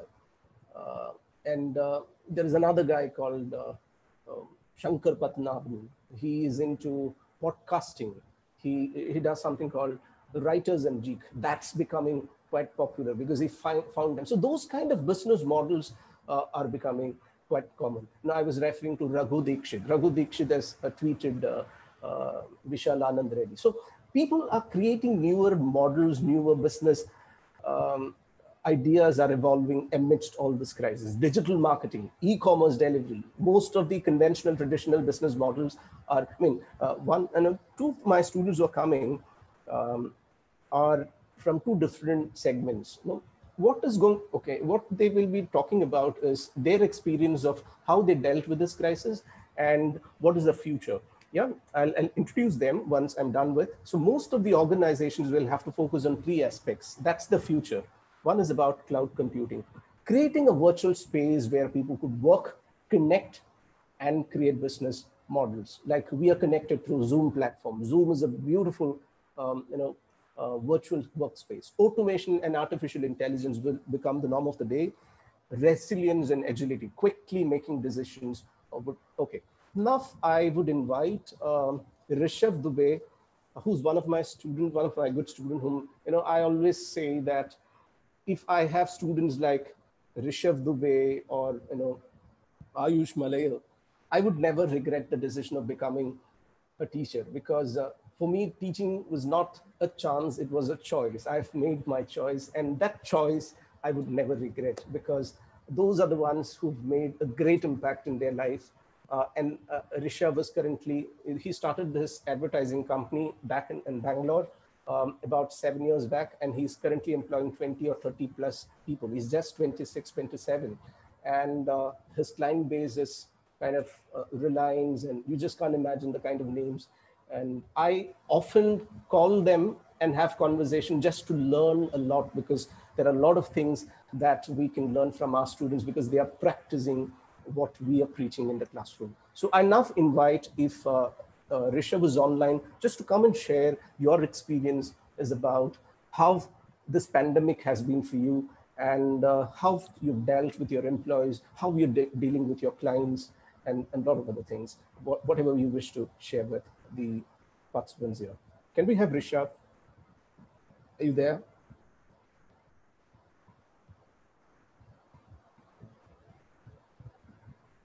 Yes, sir. Yes. Wonderful, great. Can we begin? Good time to begin? Yeah. So what should I do now? Okay. So Rishav, I want you to talk about Moshi, how you've dealt with the current pandemic, and what is the kind of business opportunities that you've got. Moshi is an advertising firm, is what I understand. Probably you could explain further. Okay, I'll just unmute him, sir. Okay. Kindly wait. All right. Hello. You're on. Hi, good evening, everyone. Sir, I was not talking. I don't know who was there. Okay, great, Yeah. wonderful. Thanks a lot, sir, first of all, for introducing me. Just a quick change. We are a 80 plus employee company, and we are 1,000 plus employees, 1,000 plus clients company. And company started 5 years back. I'll quickly brief. So we are actually in the middle of the whole event which is happening, which is Corona, the whole situation. We are in the middle of it because we are a communication company, and we are helping companies communicate completely. There are 2-3 unique things that we did during this pandemic. First of all, I will just brief about what we did for. I'm sure everyone knows about Ministry of Ayush. Host, can you allow me to share my screen if possible, please? Definitely. Just give me a second so that I can make you a co-host. Yeah, please. Right. So allow me to share my screen so that I can show certain things. Yeah, fine. Now you're co-host and you have the facility to share the screen. Sure. And Rishikesh sir, can you Yes. kindly stop the sharing? I'll do that. Yeah, fine. Can you see my screen? Yes, you can. Yeah, it's getting ready. Yeah, fine. Very good. Good. Yeah, if you see this, so this is the event that we recently ran for Ministry of Ayush, the International Day of Yoga. First time in the world, because of COVID, people were not able to do yoga, and this event came up, and Ministry of Ayush approached us to handle this complete event. So we have handled this event where yoga had to be done from home, and this event was called My Life, My Yoga. It was a video blogging competition which was conducted. We created a web application where all the entries have to be taken online, and these entries were processed, and then judgments were done. This became the India's largest video making competition, the video blogging competition. We received 40,000 plus entries, 40,000 plus videos, which is very difficult. Video making is a tough task. Indians are very conscious about videos because this was of various age groups. Various age groups were participating, and all over the world, people were participating in this. We reached more than 350 million people via this complete competition, which was a very good number. So this completely, what happened, we transformed the whole concept of doing yoga. Since people were not able to come out of home, we conducted this competition where social media people were uploading these videos, and this video has various prizes, right? The prize winners were there, 1,50,000, 25,000 prizes. We received 40,000 plus applications. So the whole entry or segment, we received entries from all over the world just because of this. So if you see a government organization who's not much on digital, not much on online, they came up with something which is very unique. This whole competition was created within a month. The whole web application was created, the backend panel was created, everything was done, and the whole event ran on a digital platform. And Facebook, Instagram, Twitter, Hello, all these applications were used to promote the whole event.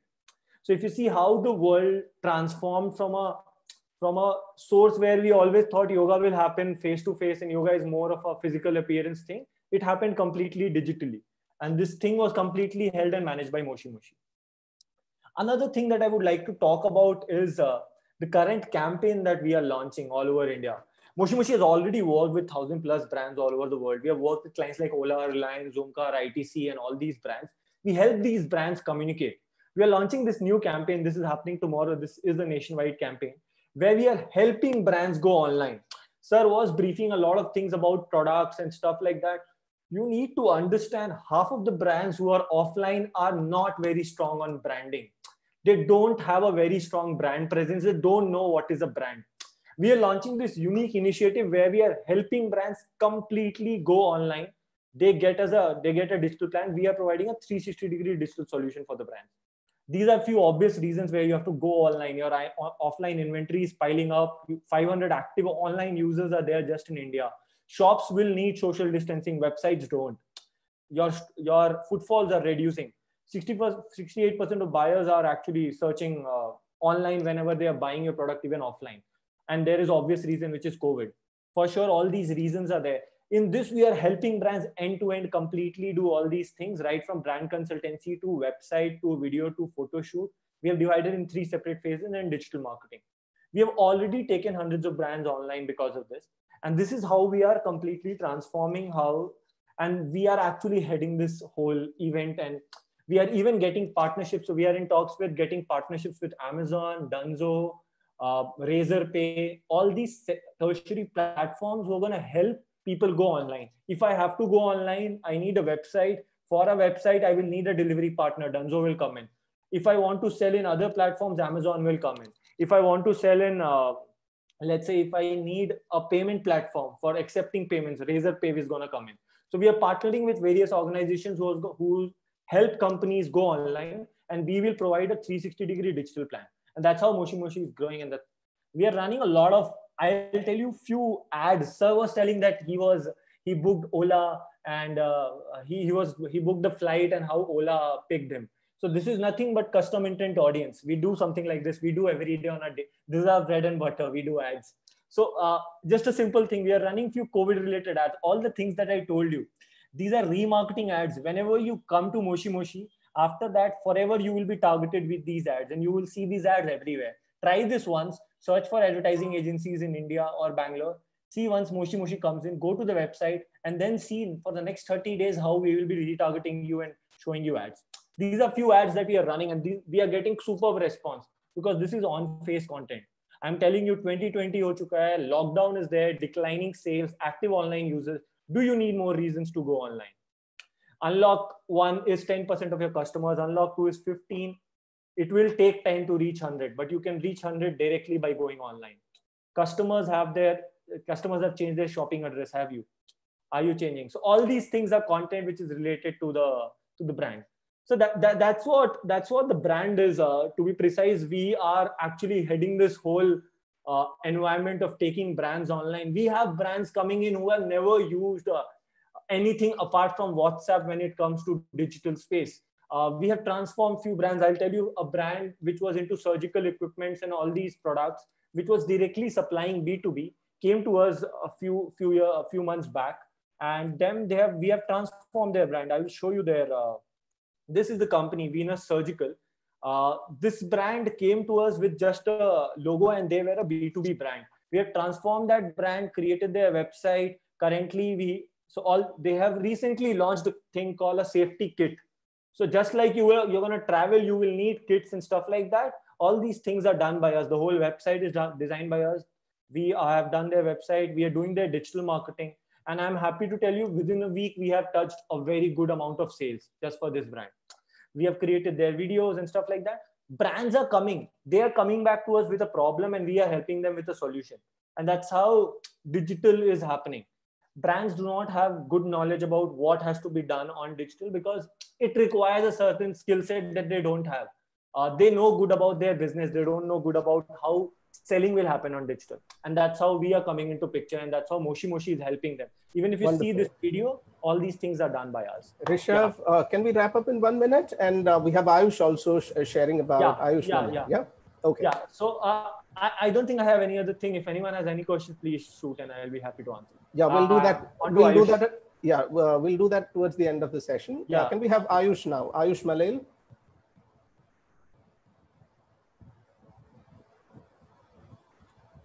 I have stopped sharing. I hope my screen is out. Yes. You're out. But no, Rishav, it's still there. We'll have to stop sharing. Ayush, I hope you can hear me. Ayush? Yes, I can. Yeah. Wonderful. Great. Hi. Yeah, good afternoon. Hi. Hello, sir. Yeah. So, thank you. Am I audible?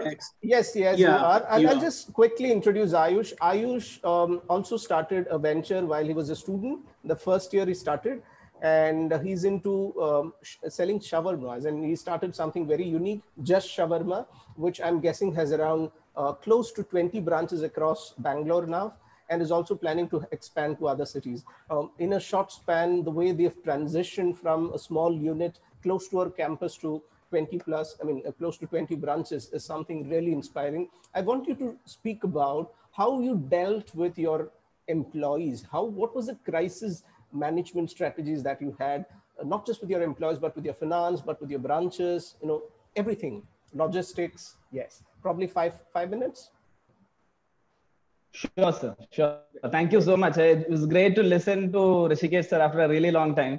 Felt like we were getting back to our college days.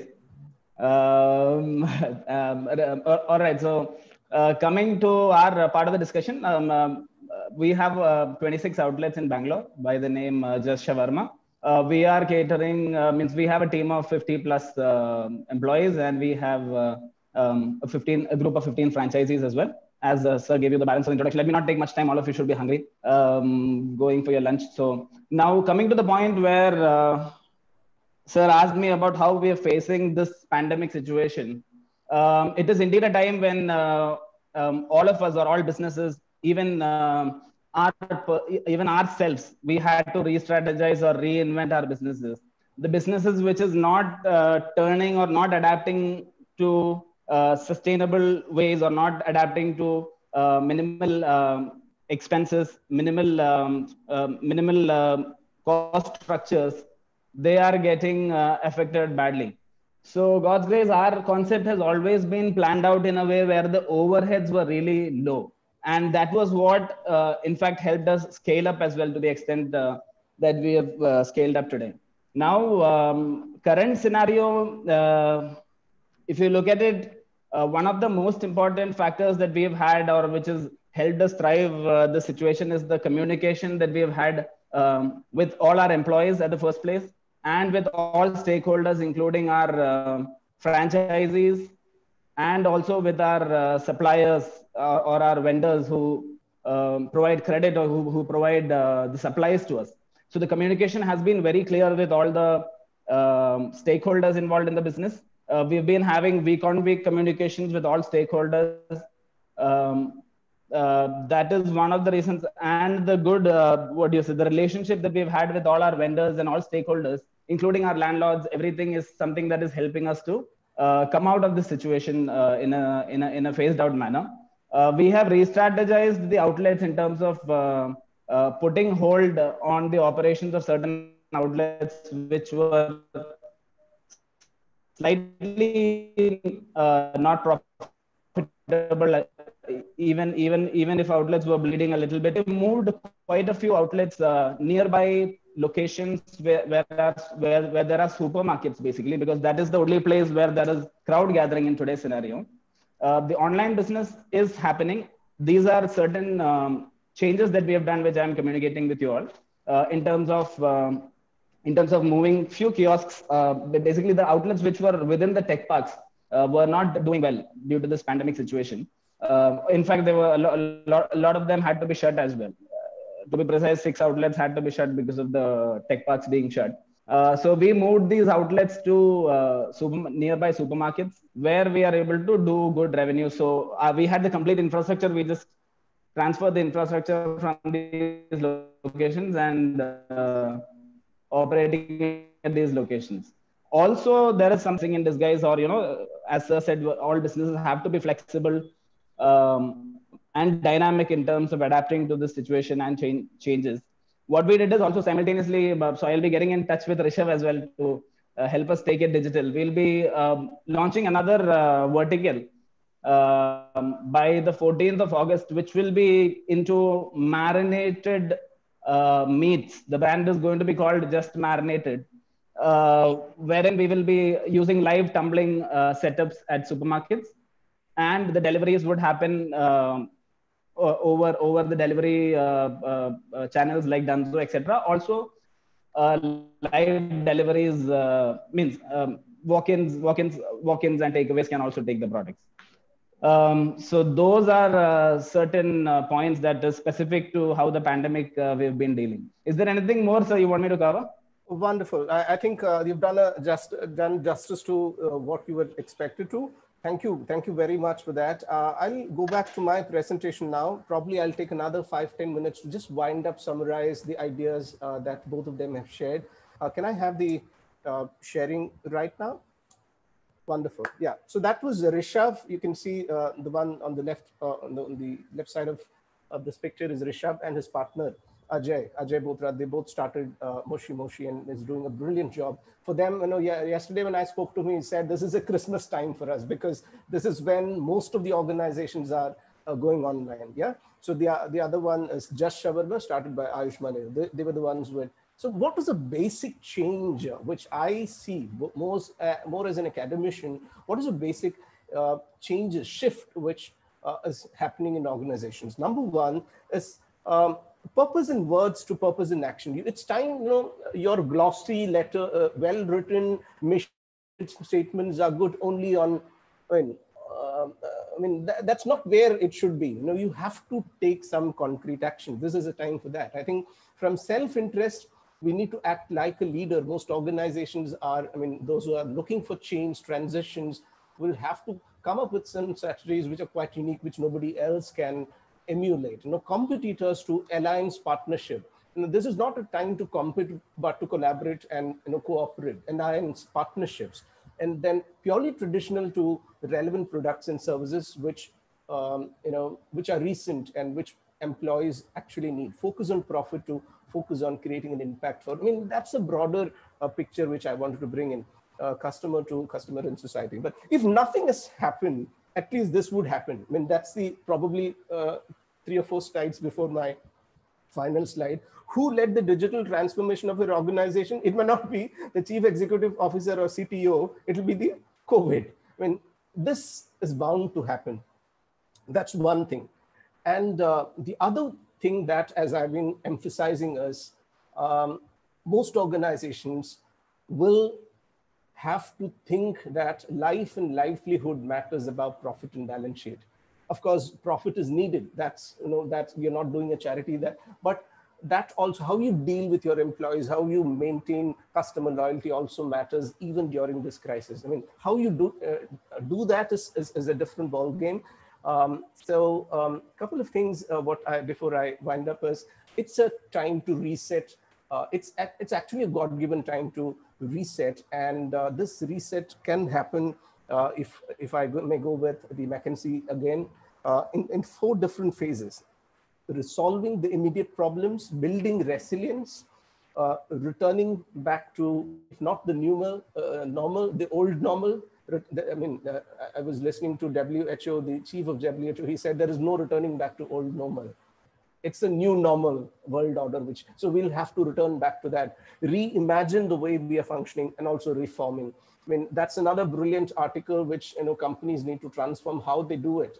Please do read that. You would find very, very interesting. Now, I'm just summarizing before I want both Rishav and Ayush also to stay for some time, because we might be getting some questions.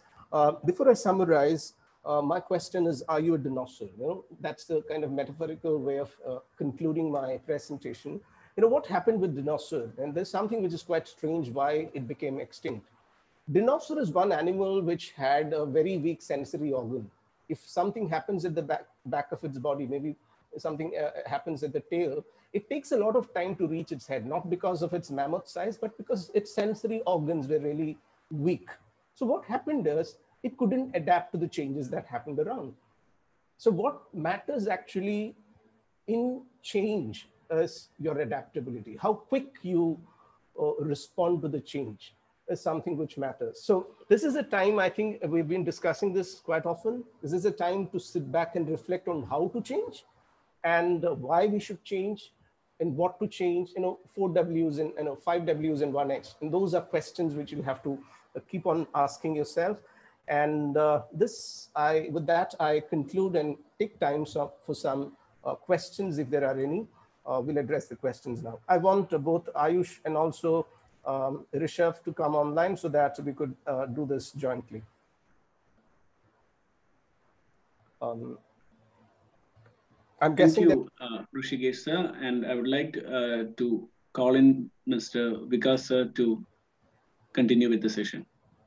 Great.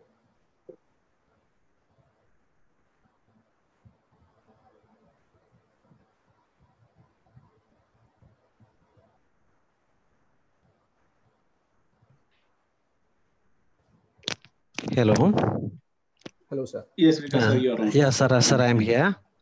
Sir, this is a time for discussion. So if anybody have any queries, you can post or either unmute yourself and ask. So if you have any specific questions, either based on what I've been discussing or what Rishav has shared, Rishav has a wealth of experience on how to transform organizations digitally.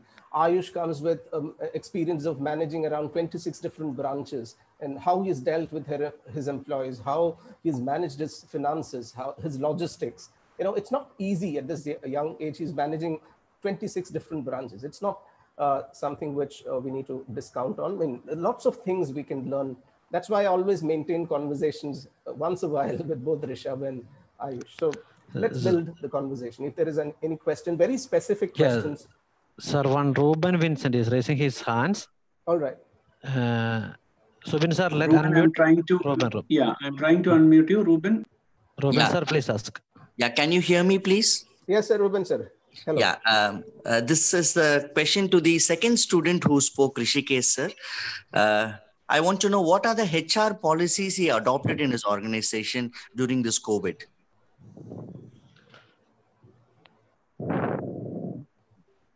Can you hear me?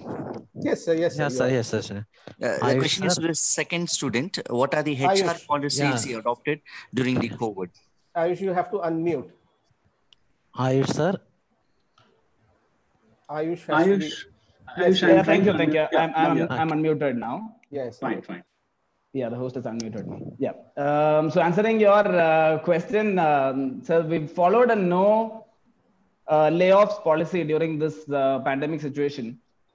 Even during the phase of a complete shutdown where we had no revenues coming in, we preferred to operate by honoring the living wages or living expenses to all employees, and continuing the operations rather than having any layoffs in the business.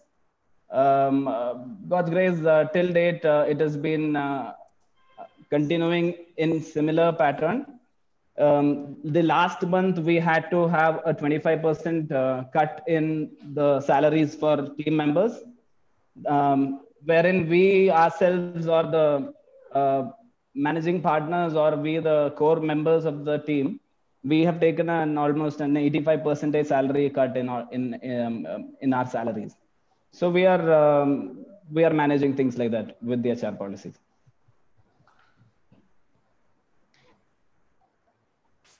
If there are any pertinent questions, I hope that answers the question. Yeah.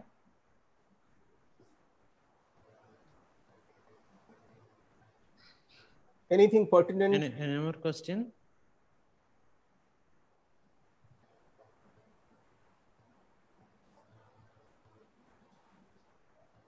So in that case, I think I've exceeded the time that was allotted to me quite a lot, probably around 20 minutes. I'm so sorry for that, but yeah, that's not a problem, sir. Okay. Thank you, thank you. So we have a question from Galaxy M11. I don't know what that person's name is, but the question is, I'll just read it out. Yes, sir. Does technology affect the automobile industries at the current time by adopting automation devices? I'll just read it out again. Does technology affect the automobile industries at the current time by adopting automation devices? Rishav, any inputs on that? I first need to understand technology affects automobile companies, you are telling? Yes, yes. Is that affecting is what his question is? I don't think so. I don't think so. Technology is affecting automobile companies by adopting new technology, is telling, or new devices. Yes. Technologies like probably so just to put things into perspective, most of the companies are trying to use electric as an approach. I was just having Elon Musk interview. I was just seeing his TED talk again. Most of the companies who were telling that electric vehicles will not work have invested in his company in after that 5 years once it worked out. So this is how it is. Technology will work if you use the right technologies, and if you know it is going to be there, technology will definitely help you out. So that's the idea. Technology will definitely affect it, but you can use it and get the best output out of it. That's what I say. Rishikesh sir, anything that you want to add? Probably, I think it's better that we kind of wind up here because we've exceeded the time, and I can take the questions or anything that the participants want to ask offline. And so it's no, my sir, screen. No question from offline. Okay. We could take those questions later. Okay. So is my screen visible now? Yes, sir. Yes. Okay. So I'm just concluding with my last slide.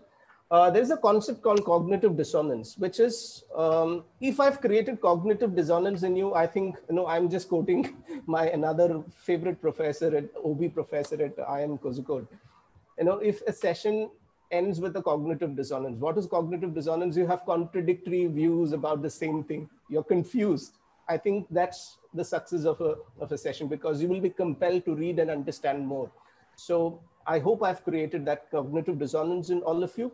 And that's my contact. If you want to stay in touch or kind of extend this conversation in any other ways, probably through email or through any other personal chats, I'm available. And let's build this network of roughly around 700 plus people who are watching it online, both through this platform as also through YouTube. to kind of build conversations, because I believe it is through conversations that we could bring about change. So thank you very much once again for this opportunity. Thank you, Rishav and Ayush, for joining us.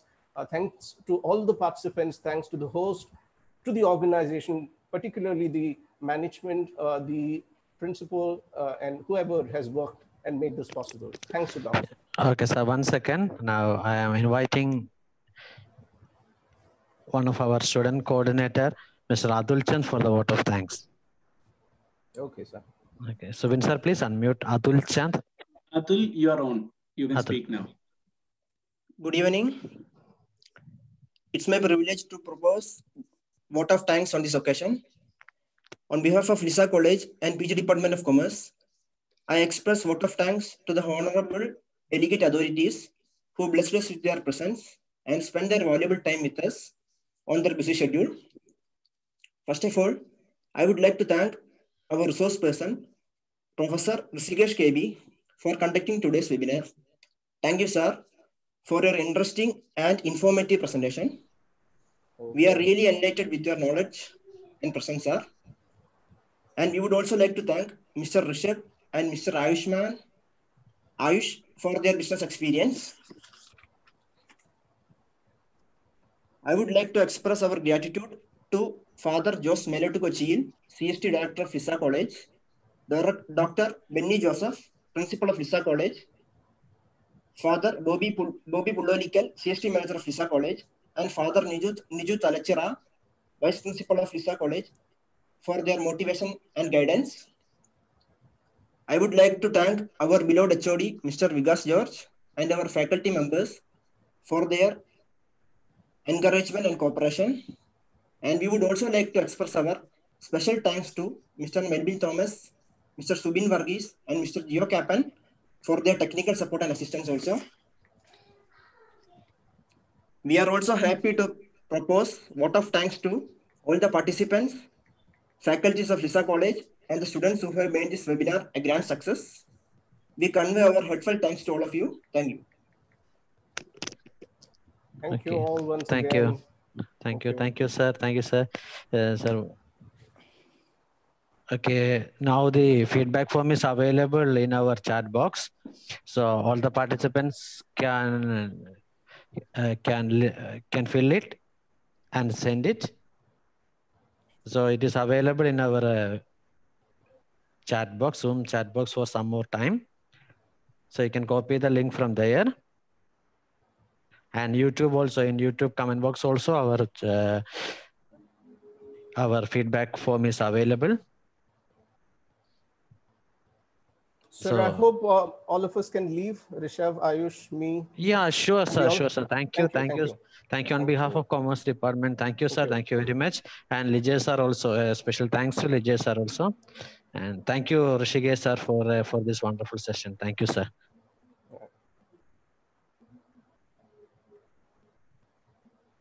Participants can collect their forms from chat box and YouTube comment box. They can make a copy of this and submit.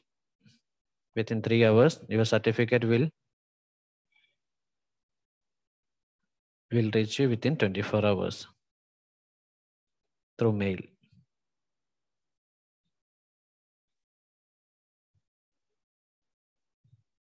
Those who copy the link, they can leave.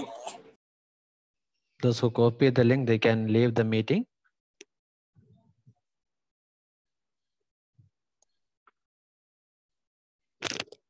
Those who copy the link, they can move.